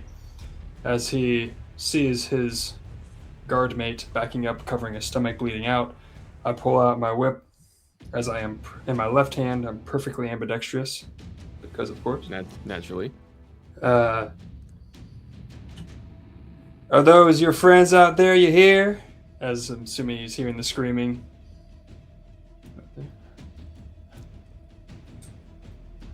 Doesn't respond, but acknowledges you. You want to end up like your friend right behind me?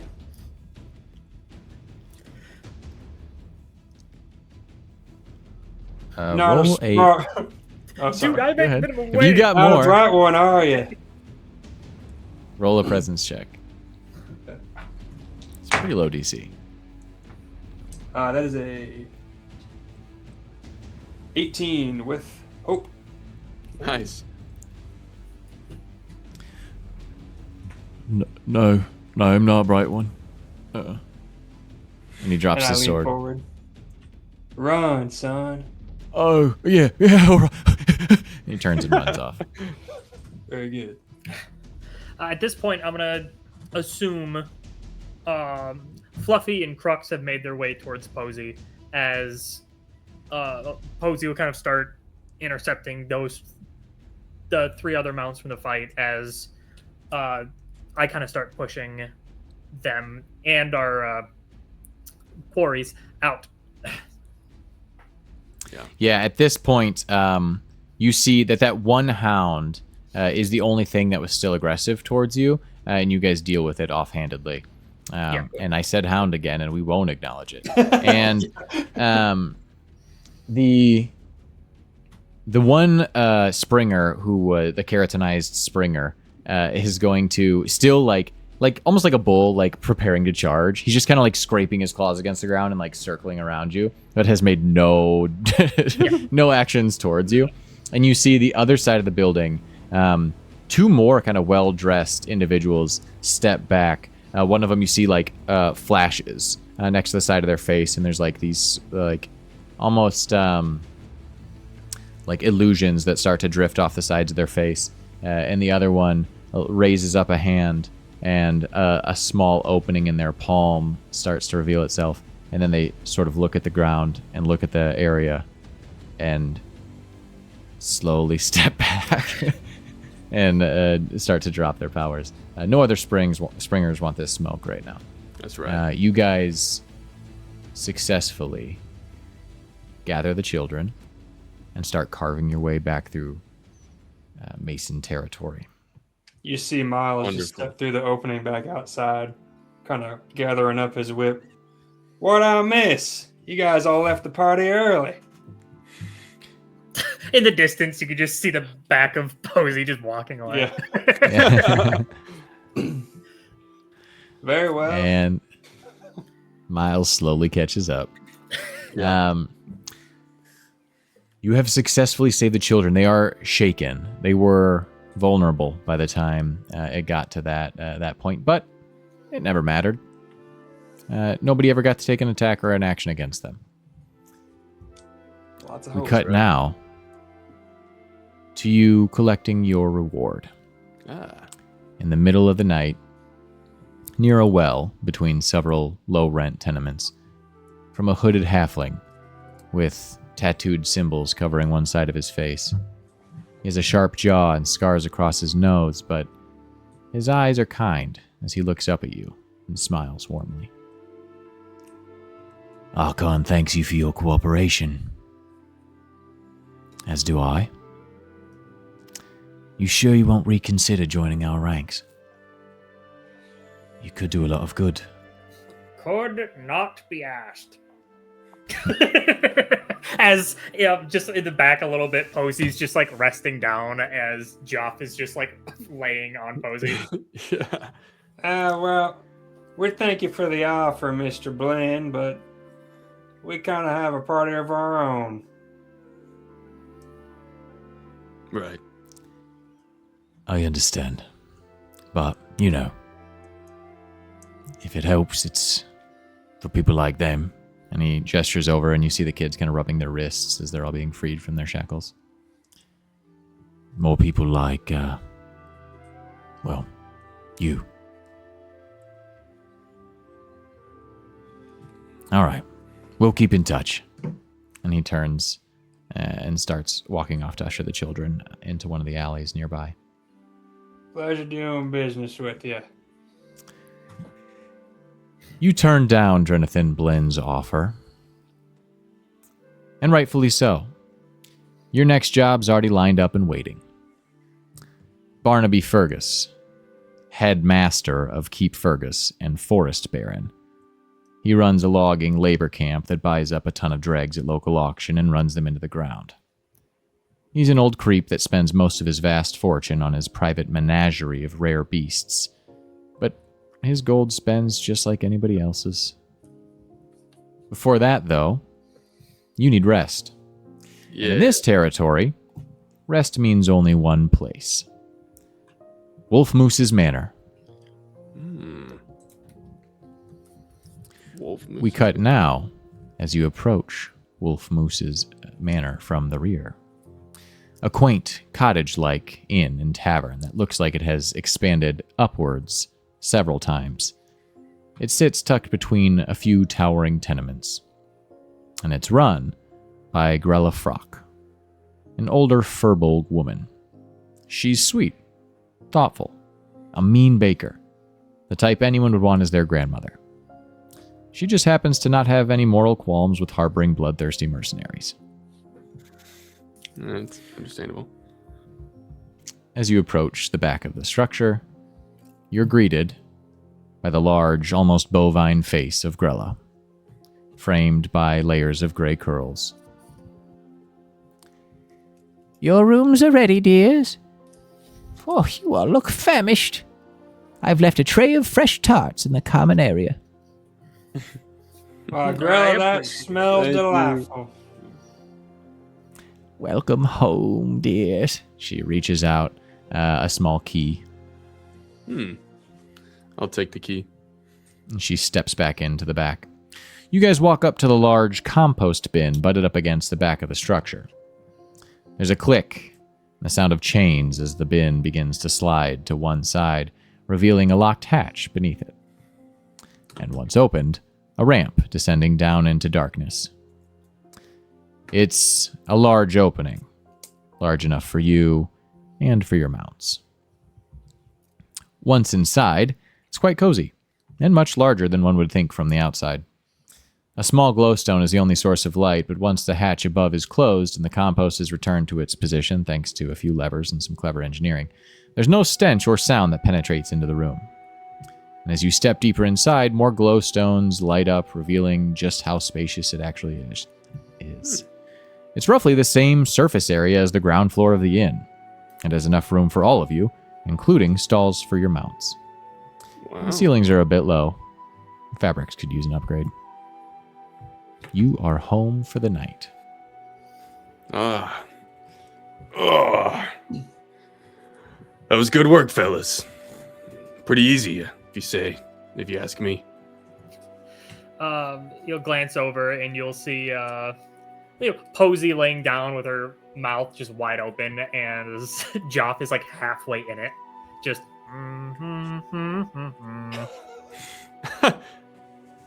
Yeah, Don't know what piece of metal that. It looks old.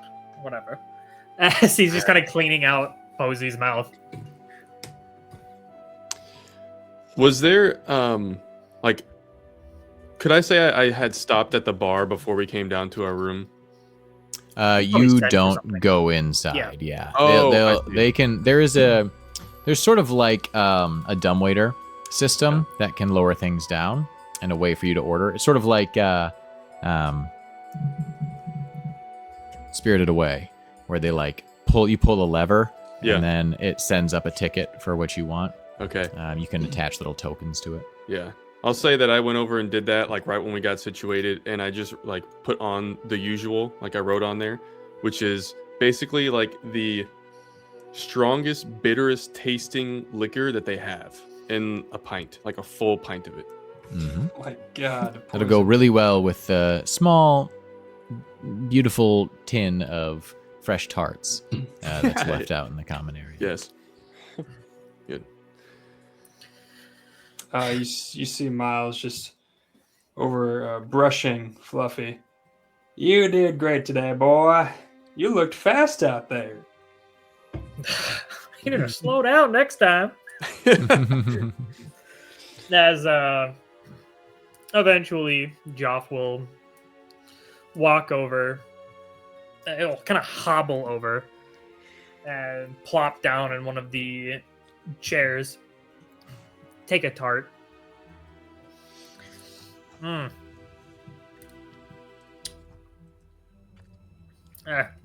little doughy, but I guess there's a heart in it. Well, not literally. Perhaps. But also, Mr. Ingram, I would I know I don't often join you on all your little ventures, but I would prefer at least knowing when dealing with Archon next time. Does it matter to you? Yeah, the liberators tend not to, as he kind of shifts on his right side, always do a good job. Right. Oh, this one paid well. That's really my only criteria. That's true. Research money is research money. Right. Well, hey, we're appreciative of you joining for these 2 jobs. You're good out there, even if it is grotesque. Sometimes it's fun to see what little injuries you accumulate with my own 2 eyes before patching them up. That's right. Speaking of, and then I'm gonna like start messing with my armor and asking you, Doc, to patch up some spots, like stitching that spot on my shoulder. Mhm. And as I like take off my armor, you guys see that I'm like scarred all over from like probably a lot of personal cuts for my studies, and then also damage from battles. And that's I don't know how fast the service is, but I would say that as you're doing that, I'm like drinking from this crazy strong liquor that I like put my own salve in. That's just like a heavy poison. And you guys know that I literally can't get drunk, so I just prefer the like strongest tasting thing. Yeah, As you go to like add it, you'll just see like this steel tipped tendril kind of stop you for a second as I pull it out of your hand. There you are. yeah. As he's drinking this, Miles is like hearing the conversation. He's like, "Research money. If this is research," and he has a glass of whiskey, "I'll do it all the time. Hey, Talon, want to go drink for drink?" I don't know if you want to do that, Miles. Just let it go. He'll do it anyway. That's right. Blunden, how's your lungs? You'll see I'm just over counting coins in the pouch. Huh? Oh, Your lungs, your minor lung. It's fine. All right. Harry's a big man. He's had a pretty violent past. Both more immediate and farther into the past. But Harry's never been cruel. Harry was never an evil man. How is Harry processing the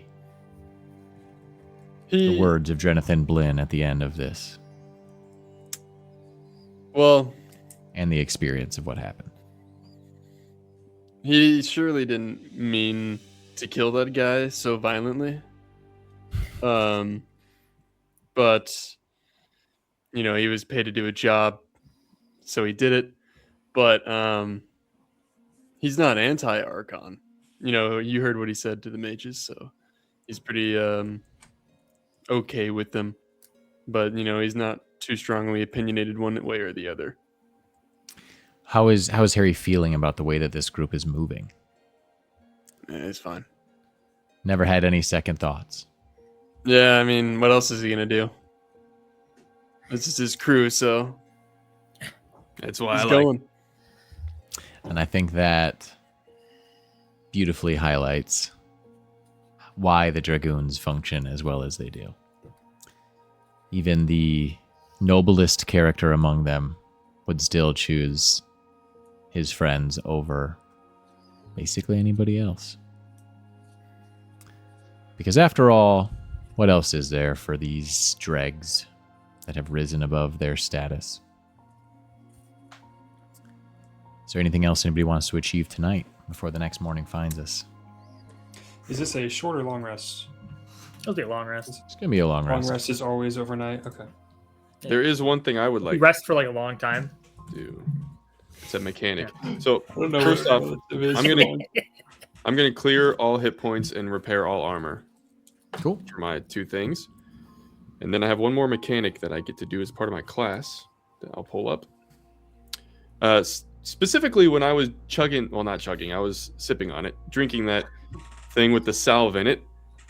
That salve was a specific compound that I've been working on lately. It's a mutagen. It would kill anyone else almost instantly. But thanks to my powers and a little bit of Dr. E. Geoff over there, my blood doesn't coagulate properly. So, as I drink this, I am gaining the effect called Durable. And my armor score increases by 2 until my next rest. I also gain a +1 bonus to one trait of my choice and a -1 penalty to a different trait of my choice. I'm going to do +1 to my agility and -1 to my finesse. So you're like high. You're like shaking. You're so buzzed. Pretty much. Except I literally can't get drunk. It's just, but the poison itself is like That's what I mean. Like provides the buzz. effectively, that buzz is yeah. Yes. That's coming from it. Nice. And that's it. I am going to clear all stress, and then I'm going to prepare with attempt to prepare with everyone else by tending to their mounts. I grew up on a ranch. I love animals.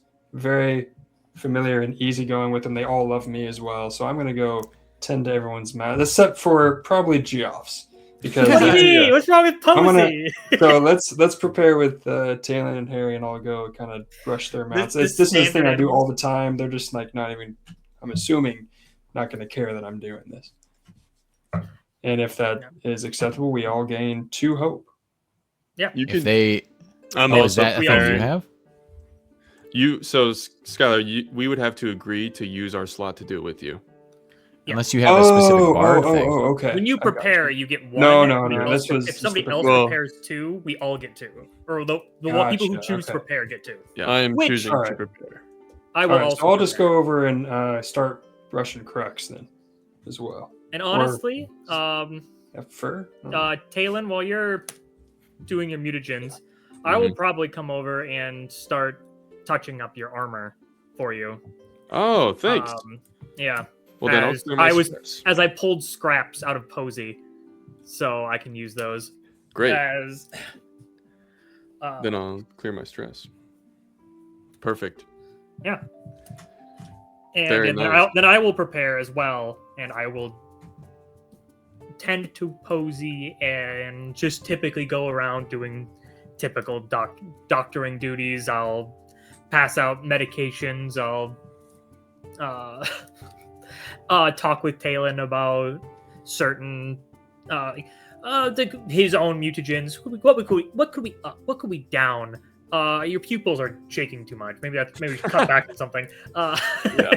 You Right. drop off a couple pills that you do every night to Miles that help with the hangover. Once again, these don't do anything, but you always insist they do. I like that Appreciate you, Doc. Miles gets better at drinking as he drinks. So Oh, yeah. it does take a little while for him to get drunk, we'll say. That's great. But Yeah. he's not immune to it. So it is actually kind of a good competition between him and Talon. It's just more Yeah, about yeah, who yeah. gets Who gets bored full. with the Yeah. liquid. Yeah. It's like my Um, stomach can't hold as much. People, when we're in a Right. bar together, people are impressed. Yes. But the problem is Miles' power stops when he stops doing the activity. So Yeah. when he stops drinking, it all hits him at once. Good That's night. why his hangovers are so. The middle of the night, he just like a whale, like a blow spout of a whale. yeah. Oh God. Yeah. There's like a stall for each animal, and then a Miles after he drinks stall. Nice. All right, Right. Harry. Anything else you wanted to do aside from count money for your preparations? No. Very good. All right. So the next morning finds you, and today is the day that you are to track down the escaped property of Barnaby Fergus. Your goal is to head to the other end of the Mason territory and right on the edge of the haunts, and sort of scope out where these runaways might be hiding. When you think about that area and gaining intel, one name comes to mind. That area is under the rule of the Zal Cree crime syndicate. They deal mostly in drugs, primarily chirp. The front there is a processing plant for stone coming in from the quarry. And you would be looking for Tolbar Gilly, or as he's known locally, Gilly the Human, the head of the Zal Cree. Good. As we're meandering down, Miles is gonna, I guess we're probably all on our mounts, gonna say generally to the group, now boys, I know this is kind of a lot in 2 days, but ain't nothing we haven't done before. Keep the energy up, we could do this. And you all get a rally die. Ooh. Hey, And I realized is at the a last second D8. that's what that was. Nice. Ooh, yes. D8. Yep. Because Level we're level 5. Nice. And Excellent. action, reaction, damage, or clearing stress. Sweet. Hey, thanks, Miles. You always Nice. know what to say. I got you, buddy. Now, Will, did you say we are looking for Tolbar Gilly the Human? Is that our target? Or No, are we just No. getting I think he's information? a source of information, yeah. he is. This whole area is Zal Cree territory. If anyone was Gotcha. harboring fugitives, he would know about it. Okay. You happen to have some history with him. Ah. So, that's a good place for you to start. Is it a good history? Yeah, you've done some work for the Zolkri in the past. I don't know if you were like You're killer not type. necessarily good friends, but it's been a Okay. while. Okay. He's certainly Okay. aware of you, and as you are of him. Okay. In that case, I'd assume we would go to an area that we would most likely find either him or an associate of his. So Yeah. you know that the processing plant for the stone coming in from the quarry is where he operates out of. You told us that, didn't you? I did. Okay, let's make our way This, there. this Let's branch go- of the how mission about- is not necessarily We trying to could- find Tolvar Yeah. Killer. You're right. But if there's anywhere we should look, we probably should check out the processing plant for the quarry. Oh, Good that's a call. good idea, Yeah. Harry. Yeah. That's a good start. I'm gonna go there and say, Okay. "Where's he at?" No, I'm just kidding. Let's I take wouldn't actually do one that. step I back. wouldn't do that. All right. So you guys arrive and you walk into the front. There is like a small office area in the front of the house. It's a big warehouse, and in the back you hear all sorts of hammering and stone breaking and sort of deafening sounds, only held back by the wooden doors separating you from that main work area. But this small sort of entryway, welcoming area where some business is conducted, you'll see a heavier set tiefling man standing behind the counter. Or sorry, tiefling, wrong universe. Infernus man standing behind the counter. He has a well-groomed, thinly, or not thinly, but close-cropped beard and full black hair. As he sees you walk in, kind of looks over at you. How can I help you? Howdy there, partner. You know the whereabouts of our friend Gilly? Cocks an eyebrow. We have a meeting with him. How's the weather out there today? You guys recognize in this moment. Yeah. Fuck. There was a double speak kind of password. Yeah. I'll have anybody who wants to roll. I probably We'll call it- Harry probably was not listening. We'll call it a knowledge well. check. See if you can remember from way back when you worked with them what that phrase I was think, that you were uh, supposed to say. I have some pretty good brain. I would say either of us. You can go for it. Yeah. Was it something you'd be focusing on? True. You could initiate your focus on it, on memory. That's true. That is, I know. I thought about it. I got a 15 with hope. 15 with hope. That's pretty good. You remember quite a bit of it, but not all of it. It was something about it being windy and like an animal. There was an animal involved, and it was exemplifying how windy it is. You can take your best shot at it. I'm gonna whisper into Miles' ear. It's windy as a. I had it, but I forgot. Speak up, Harry. Classic Harry. It's windy as something. I don't know. It's been a while. Have you changed it?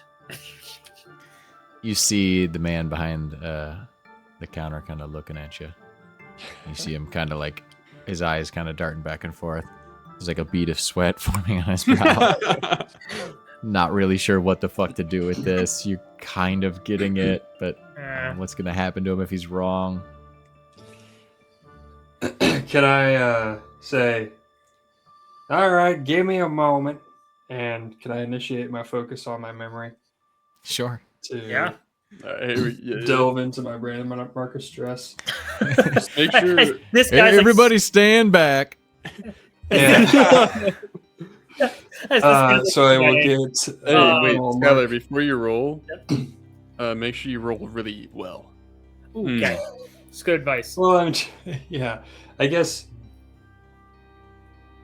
I'll also have to mark. So I'm marking a stress and a hope to do this. To add the +1 to it. Well, That you was- could do other actions, remember. You also just have every time you take an experience.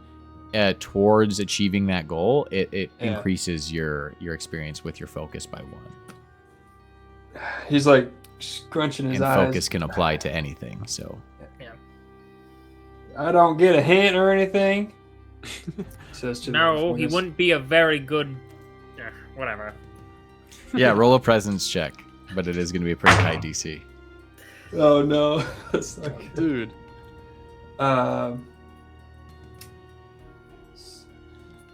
That's 12 with fear. I might. I have an ability where I can re-roll an experience. Re-roll.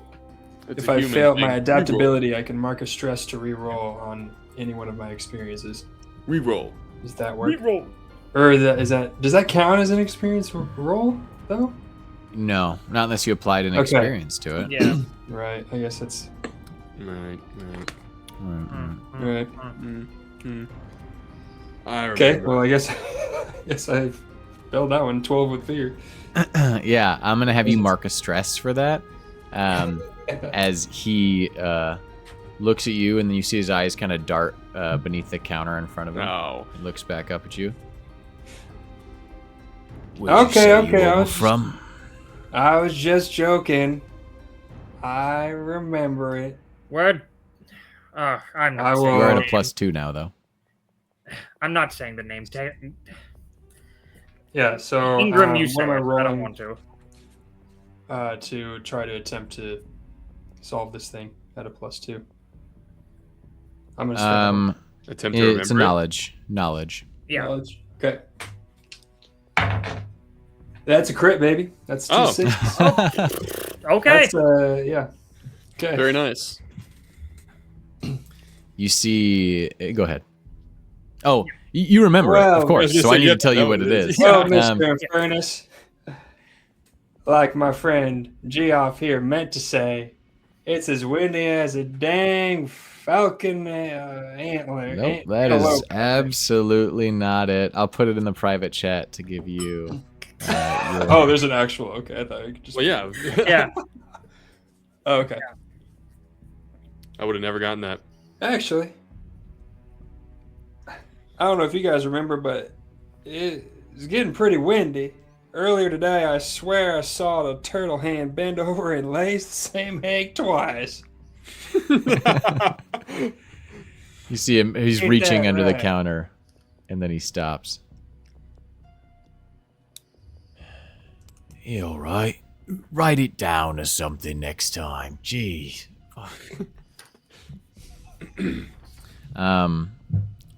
He stands up and walks to a side door and shuts it.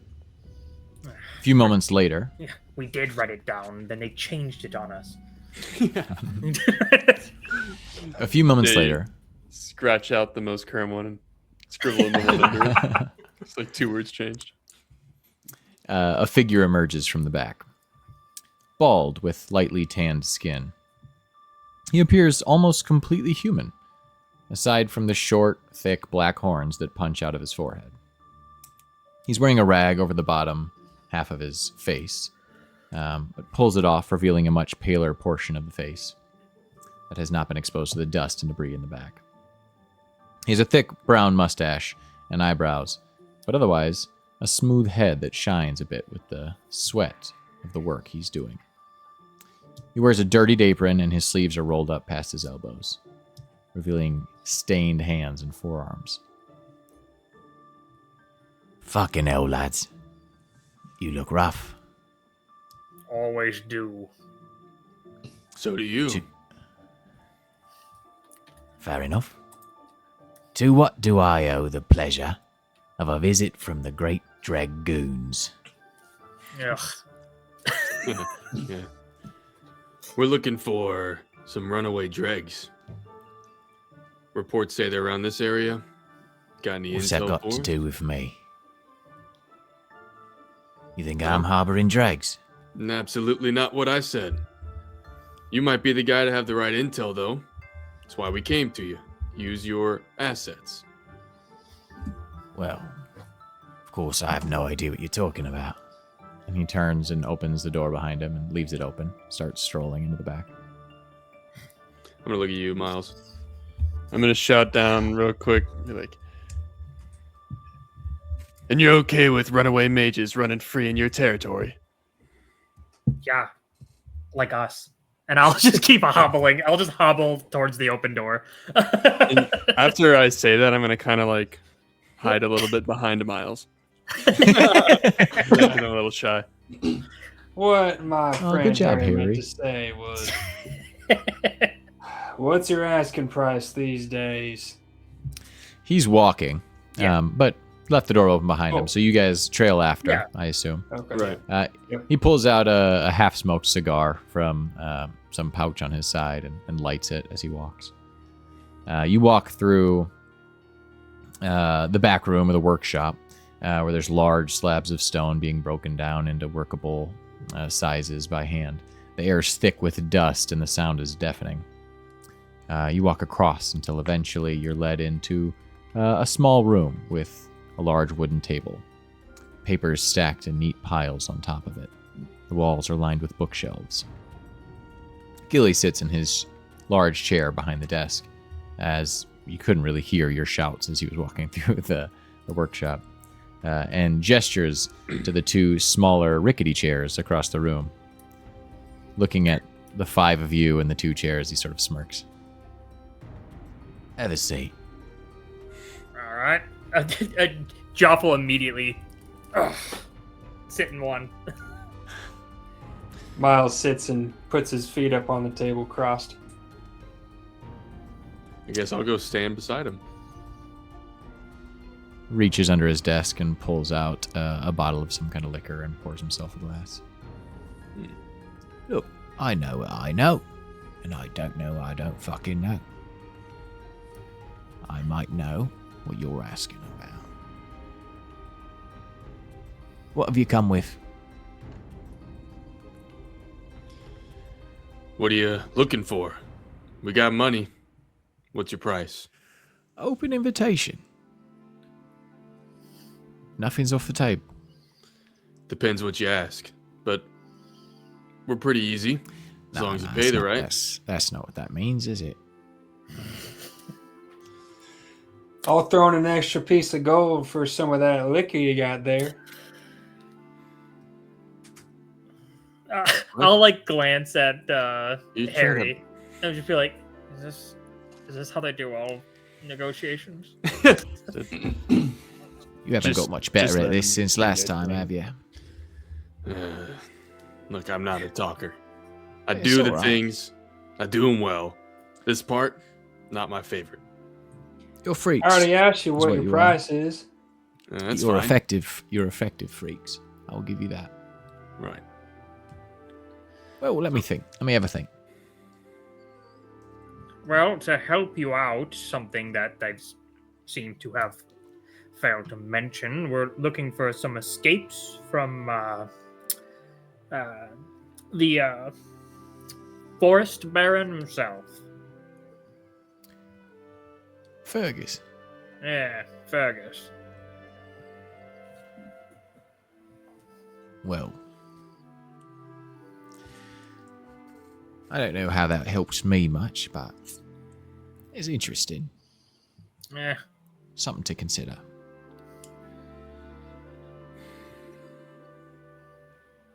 Let me know how that works out for you. But for me, He stands up, kind of paces a little bit back and forth, swirling his drink. well, I guess there is one thing. I have a meeting today. Couple hours. Meeting old friend. I don't really want to have that meeting. Be a shame if something were to happen to them while they were en route. Something that quite didn't a come shame. from me. You understand?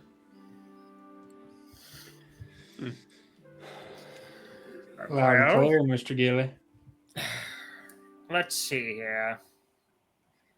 Are you looking for public news? Disappearance?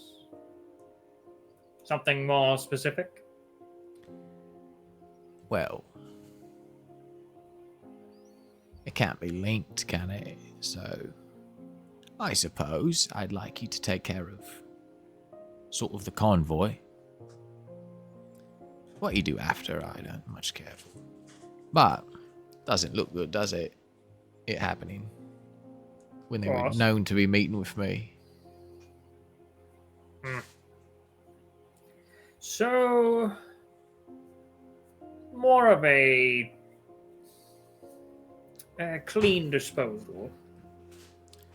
Well, less leftovers means less to extrapolate from. But I think there actually might be a way that you can help me further. Now, if you're able to achieve this, well, that's worth some information. I might know just what you're asking for. I've got a lad. Now, I know he's feeding information to the enforcers. He doesn't know I know. And if I take him out, they'll know I knew, you know? I So know. maybe he's outside waiting for him. He doesn't make it back inside either. Make it look like whoever did it got us both. You do that, I'll tell you what you're looking for. And give me some of that drink. He slides the rest of his over towards you. Ah, pay in Pleasure advance. doing business with you. It shouldn't be much of a problem for freaks like you, from what I've heard. You've probably heard we're also not the most discreet, but for this, we'll do our best. I didn't say discreet. Mhm. I just said no witnesses. Now, who's this, He's looking for maniacs, not assassins. yes. Who's this, lad in your company? How can we find him? Make sure we got the right man. Or Well, woman. I'm not exactly going to reveal my personal information before, but he will be the one outside. Ah, he'll be waiting out there. That's right. All right, well, that makes it easy. Well, sure thing. We can, well, let me look at the group. I'll look at you guys. I raise the glass of whiskey, take a shot, or whatever it is. I just stoically, just almost emotionlessly, just look at you, and you see the mask, just like. All right. I'll look at you, Harry. I'll look back at you, Gilly. That's about as resounding as a yes we ever get. Right. 3 hours. And he writes down something on a scrap of paper in front of him and slides it across the desk. Its location here. I'll see you Alright. lot there. Oh, I guess I won't. And oi, leave out the back. You got it. Just As- pick up the paper and look. Well, be careful. I hear there can be some real maniacs around there. That's exactly what I'm looking for. In fact, I'm counting on it. As we leave, I'll glance over at the paper just to see what it's saying as we're Yeah. going. I'll just flash it. Yeah, it's just the location, which I will reveal to you here in a minute. Okay. You guys now have time. You exit out the back, enter into the streets. You have time to set up for this. I am going to share my screen to show you a map. We're not going to use it for any kind of combat, but it is helpful when planning an ambush to know where you're ambushing people. Now, I got this map from 2 Minute Maps. They have a very cool website. We are just going to link them in the description. But it's a very nice resource. Now, hopefully, I'll be able to do this correctly. Does not know. Huzzah! Yes! Excellent. First attempt. Took 10 seconds, by the way, viewers. Let me mark it. And we're back after the passive-aggressive thing Skylar said to me about how long it took me to get the map pulled up. Yep. We dive back in. This is the layout that you guys will be working with. So, you know that the target location that they'll be meeting at is all the way to the right here. So, in that central building on the right side of your screen, Yep. they're going to be meeting there, and you know they'll be coming from somewhere west, which means they will either be coming from that south road and turning right, straight from the west, or from the north road and then turning left to head back under those two sort of bridges uniting those buildings, and then getting to the back finally. You can use any of this area as you will. There are a decent amount of people around, especially in this central area. There are a few vendors. Aeridius is heavily populated at all times. Okay. Are we like kind of walking about and taking this out? You have time. This is in 3 hours, so you have plenty of time to set up, manipulate the variables to, you know, What will the make time of sure day that be? things happen the way you want them to. It's going to be as the sun is going down. It's not night, but it's like you know, mid-afternoon. Are the shadows accurate? Or On I guess the it's picture? late afternoon. Yeah, they're maybe a little longer than they are on the picture. Okay. Okay. For hiding purposes, mostly. My idea is, so again, I can silence one person, and I can put one person in a chokehold. Those are my like CC abilities. Yeah. I have advantage in all stealth things, so I'm thinking I can be the guy that hides in the shadow and then jumps out to like do the surprise action, and then everyone act after that. Okay. I can also But- be a distraction before you do that. I can even grab Gilly because Gilly won't isn't be the there. objective. Oh, I No. thought he was coming to act like No. he was getting brought into it, so he It's removed one of all. his men that is a rat. Okay. So Then you I could grab misunderstood him. the word. Yeah. Well, the idea being that if there's one person that we need to subdue or silence, Yeah. then I can. Okay, perfect. Otherwise, yeah, I don't know. I'm just throwing out my abilities for playing. Yeah. I'm pretty good at murdering. That's true. We could just do that. Well, but we should have like scouting on those 3 locations, so that way we can see well in advance which way they're coming from. Because we want Yeah. to keep this away from implicating Gilly at all. Now, his man, I'm assuming, is going to be waiting by the door. It's not like he's going to go out there to greet them. Have we decided our... We could make that happen. Make what You- happen? We could try to get... I think what would be smart is to try to get Gilly's man, the rat, to get away from the building, going out towards these people, and then hit them when they're like not in the center of this town. Okay. How do we get... I need to...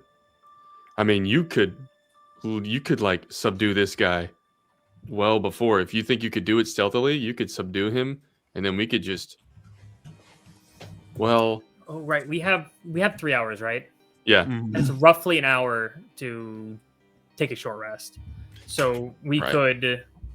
So okay, I was gonna say I don't want to like stress myself out like rearranging my abilities, Mm. Yeah. but because I can do this. The scouting is pretty easy for me. Okay. I can build another construct that can fly Oh, okay. using Okay. my technically natural familiar. Yeah. Good. All right. There we go. So we'll be able to scout. We'll know which way they're coming from. Harry could theoretically subdue this rat if we needed it to happen. Like, I know that we want to make it look like both parties got hit and that it was just like a freak thing. So if we subdued this guy and basically like took him out there with us and then just killed them all like right there, no one's left. No one's going to know what happened. It looks like both sides were damaged. Right. And that is the blow up the wall. We'll pencil that and in as just plan take A. the slaves approach. Right. That's what I do, baby. That's Talon was in charge of planning for the last job. Yeah. direct approach. I guess I should have done all of this in character. I apologize. Yeah, me too. That's why that was the first line I just said in character. Yeah. I've been doing this entire thing. What do you mean that's not a good idea, Doc? Well, it would work potentially. However, we have to be cautious. I can strike pressure points to make running difficult, but the chance of me successfully pulling that off for each of our targets back to back is slim. My structures move, but I mean, some of them move as well as I do. What about this? Miles, why don't you speak? Well, I was just going to say, over time, I've been studying Mr. Geoff's pressure points, and I myself can put someone to slumber myself with a specific grip on their shoulder. I've been practicing. The people I practice on don't know I'm practicing on them, but it works. You tried it on me that one time, and you chose my right side. Doesn't work. That was a mistake. I've learned from my mistakes. Yes, you have. Kind of like... All right. I have a thought. We're pretty well known at this point. It could be determined that if we happen to show up, maybe we were hired by an outside third party. We could take them all out using our reputation as our mask of sorts. Do we want this dirt? Our charm and good looks. That's true. Now, the other problem is that a few members of our group all just look at, like, Posey, who's just sitting there. Yeah. Hairball. Are not quite inconspicuous. Right. Posey has problems with being diminutive. Understandable. Okay. So what's your best plan? Got anything good? Anyone? Well, they are meeting. Well, points as we're kind of checking out the area. Mm-hmm. I'm supposed to meet there. Right there, near the building on the right side of the picture. Right. I'm pointing to my screen. You can all see. Yeah. Right. We don't... Right. Did you describe they could be going into the building? They could be going under those covered Now, notably, bridges? just to be clear from what I said, it's actually they're going to the back side of that building. So, like as Backside, far, okay. like right at where the border of Dylan's screen meets that, you'll see there's Yeah. that other entrance. They're having to go that way, so they have to. Yeah, right there, exactly. They'll have to go through under those tunnels to get there. So yeah, it is that structure, but it's on the back. If that is clarifying in any way of what you're Right. asking. That helps. Now, getting the drop on them could be nice. We could we could step above into the upper levels of those covered bridges. Mm-hmm. Now, we might not be too conspicuous there either, especially if it turns out to be more private property. But that would give us an advantage to drop down. That's true. Maybe you won't have to be as conspicuous if I create a little distraction. Perhaps. Maybe provoke some of them into a fight they weren't ready to have.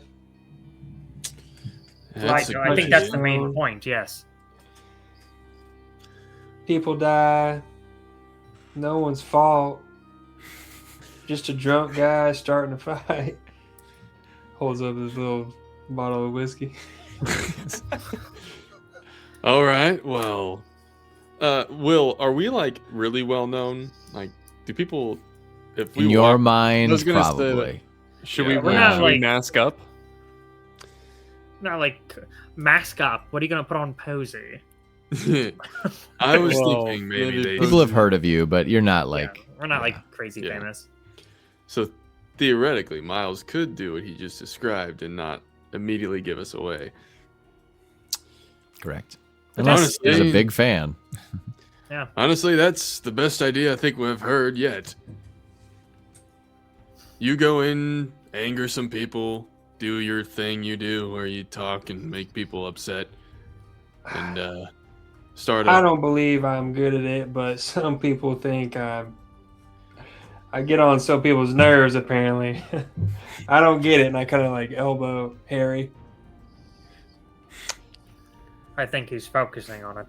Yes. Ah. Sorry, I was thinking of a backup plan, and if things go wrong, and so far I'm just gonna break his shins.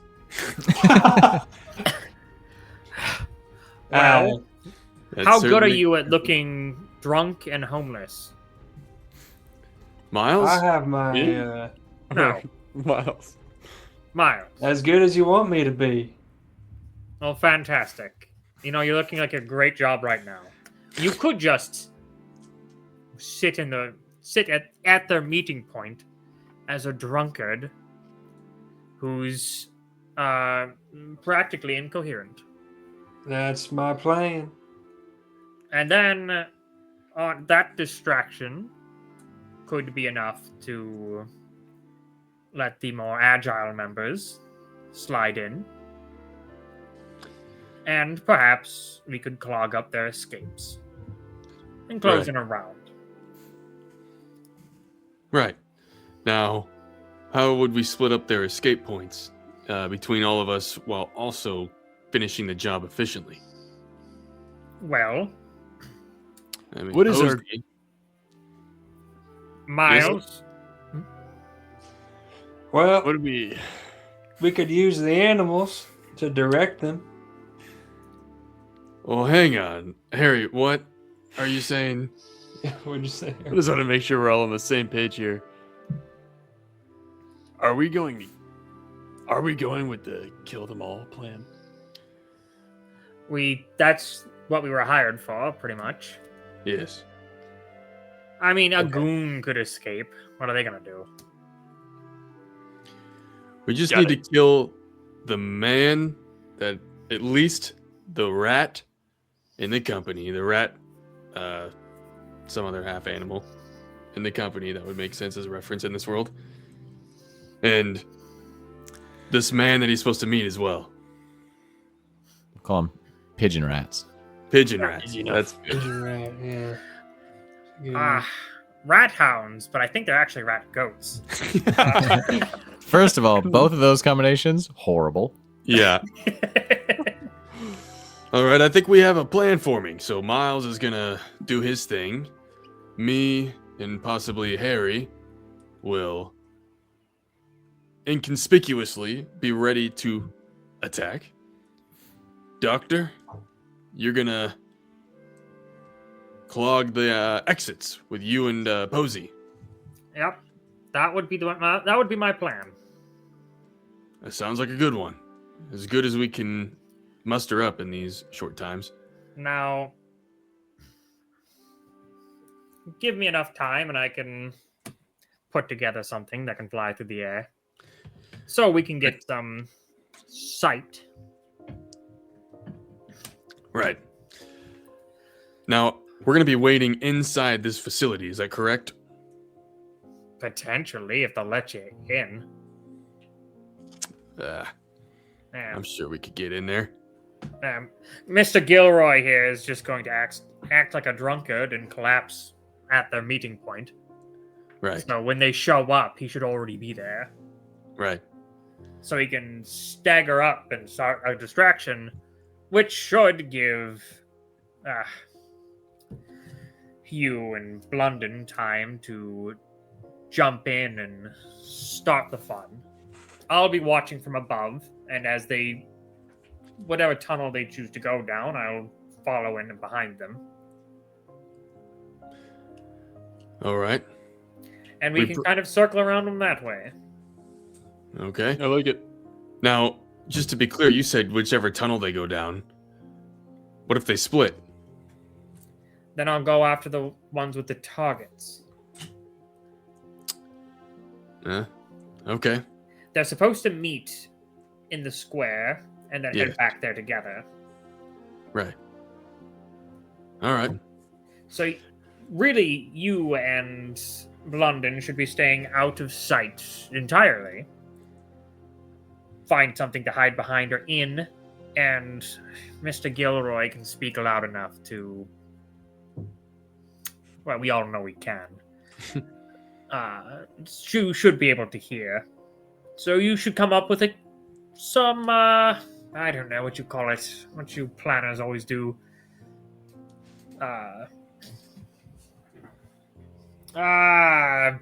Just call word or something. Whatever you have to, jump out and say A boo. code, Miles. What would you like that to be? Well, let's see.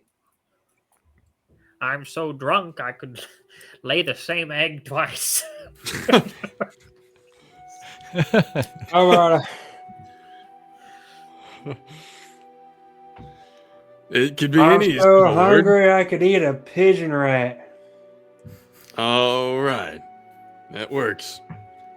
When we hear that, we'll attack. All right. Sounds like a plan.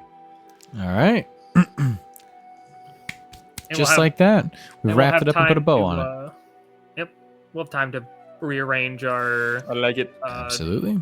loadout. Prep any things you'd like to do now. I will need we'll call it a presence check from whoever would like to make it to try to gain access to these buildings. What are you doing with the mounts in this time? Yeah, I would send Boos away. I mean, he's Well- like a wild animal almost. You could find Yeah. a place to stash them if you need to. Yeah, If you and don't I want would- them to be Yeah. present. I'll Oh, okay. use access to one of the buildings. I'll do the presence roll and calm and comfort the animals to stay while we're doing some business. I'm sure they're used to it at this point. I don't know how intelligent Push comes to shove. Boots is. I can always send them.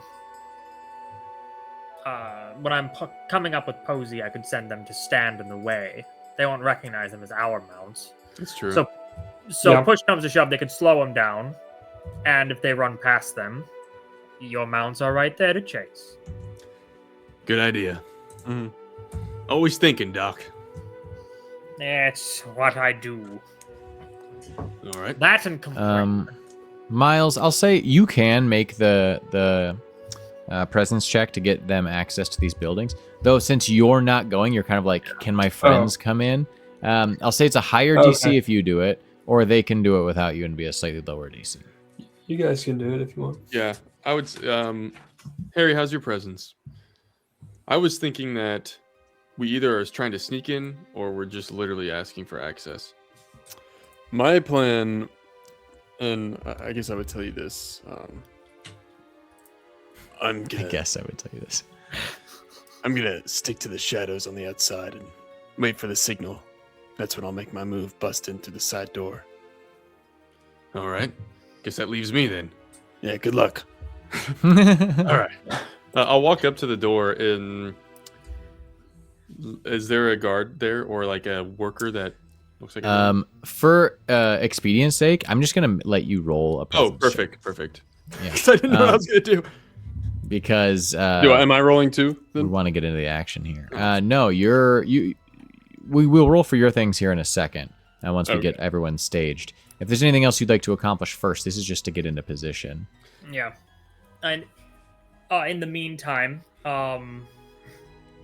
you'll see I'll kind of pose next to a wall with Posey, who's gonna roll over on her side and kind of open herself a bit, and I'll scrounge around in her for a second before I'll just pull out a couple parts, and she'll kind of close up and roll back over as try to watch as I fiddle with this thing a little bit, and then you just watch the tendrils and flesh just twitch as I'm just like sticking and mending like pieces of wood to it, and finally there's like this four-legged, slightly larger, these skull let's do like a dog-looking skull, as just these four sets of bat-like wings just kind of come out of its back, as I will bring out a flying natural familiar. It's just Love it. Love it. I rolled a 6 with fear. So then I thought, you know what? You I have got a rally 3D die. Colby for a second. Love it. I rolled a 6 with fear, and I thought I have a rally die, so I'm going to use it. And then I rolled a 1 on my D8, so I have a 7 with fear for my. And you used your rally die. Yeah. wow. Very That's effectively. awesome. Yeah, you don't get access. Yeah, I'm gonna stand outside and try to like just hide in the shadows and be like, shit.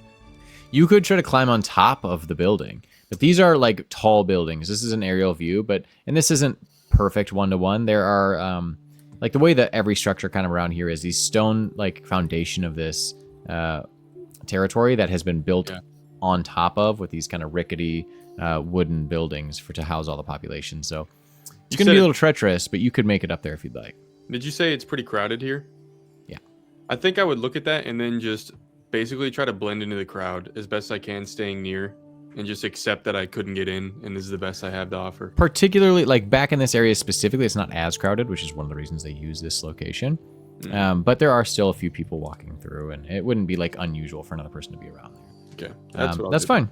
Okay, so then in preparation, I'm going to need a finesse check from Harry to hide. You can use whatever abilities you'd like to do for that.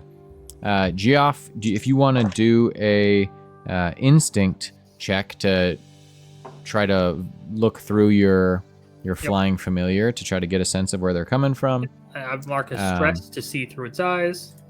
And Talon, if you wanted to use presence to kind of performatively blend into the crowd, I would allow that. I don't think it's necessarily a hide check if you're trying to blend in with the crowd. 17 Okay. with fear. Oh, yeah, you said me, right? Okay. And for fun, because it seems actually like really worthwhile here, I'm gonna go ahead. I'll use my one step ahead experience. Oh, What is that that? Okay. seems applicable. And Oh, So- experience. Yeah, sorry. I thought Experience. this was another like leadership thing you had. No.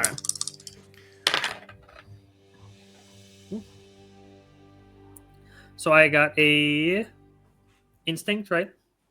Yep. That is a cool 20 with fear. Cool.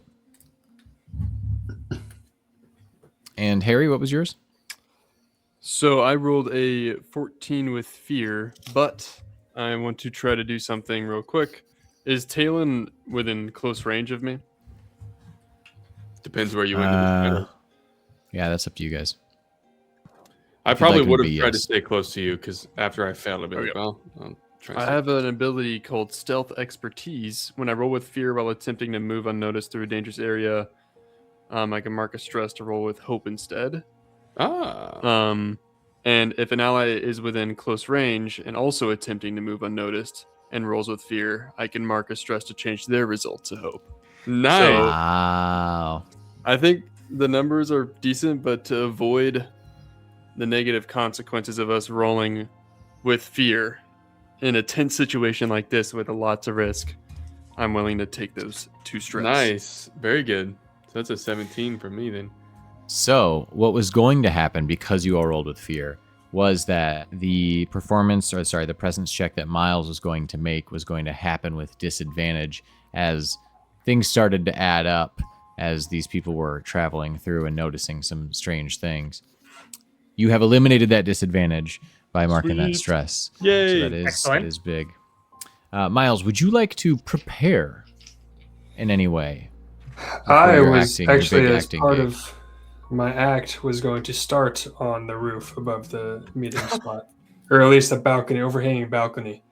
Just kind of sitting there dangling my legs. You'd have to get in. to get the balcony. That's the meeting spot, and you'd have to get access to it or climb up the side of the building pretty conspicuously, knowing that there is one of your targets standing outside waiting, who you guys have seen at this point. Maybe a different building nearby that they're going to walk. Or it doesn't have to be the meeting spot, but is it close by? Okay. You about to jump off a building? Maybe. So that is going to be a agility check, we'll call it. Okay. Do it. That is 17 with hope. Yeah. That was good. You pretty successfully make it up one of the neighboring Thank structures. You get some weird looks from people walking by. Someone's like, "Oi, what the fuck are you doing?" I just raised my flask. Do you have your left shoulder exposed? I'm gonna say for this disguise, no. It'll be just like a He like squints and he's cover it like, up somehow. "Oh, fuck off."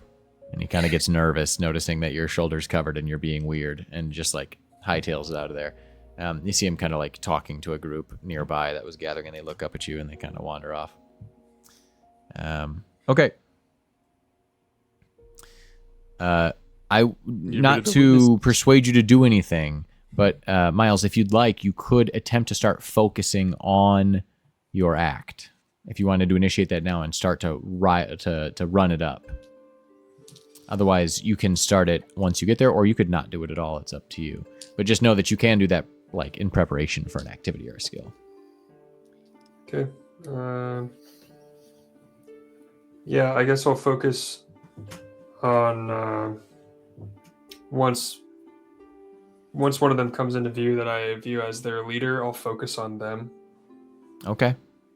and then I'll apply it to some other experiences that I have in mind. Well, so keep in mind, your focus works on like a skill or an activity or a person. So you can focus on a person and start to figure them out, and it will benefit you in other ways, obviously.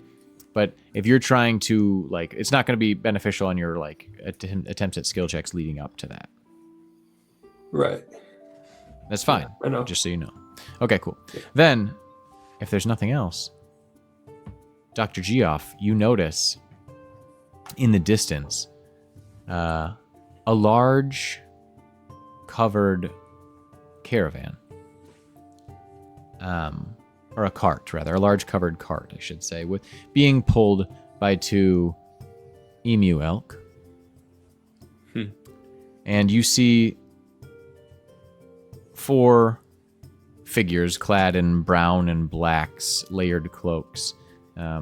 You are able to discern, with your instinct roll, the weapons sheathed at their sides, these small daggers. Not seemingly like heavy brawlers, but some kind of extra hired muscle. They're of various races. You see an orc, you see a human, you see a dwarf, and you see I always want to say tiefling, Infernus. And the Infernus's horns are shaved down, by the way, like to the nubbins. You see driving the cart, rather, is a lumbering gorilla of a man. And I mean that literally. This is a simia.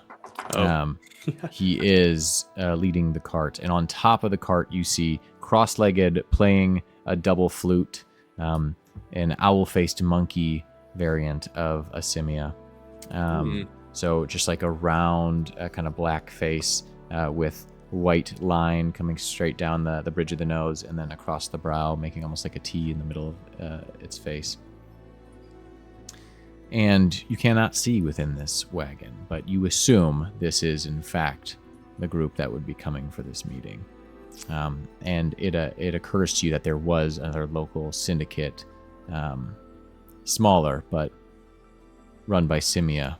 You can't remember the name, you can't remember much details about them, but this might end up being messy if it doesn't go off well. They're coming from the south, so they will be coming from the bottom route and then taking a right. You guys don't really need to change anything since you pulled yourselves closer to the entrance. Maybe higher risk for people escaping back into the structure, but it saved you that trouble of trying to intercept them in the wrong area. So they are approaching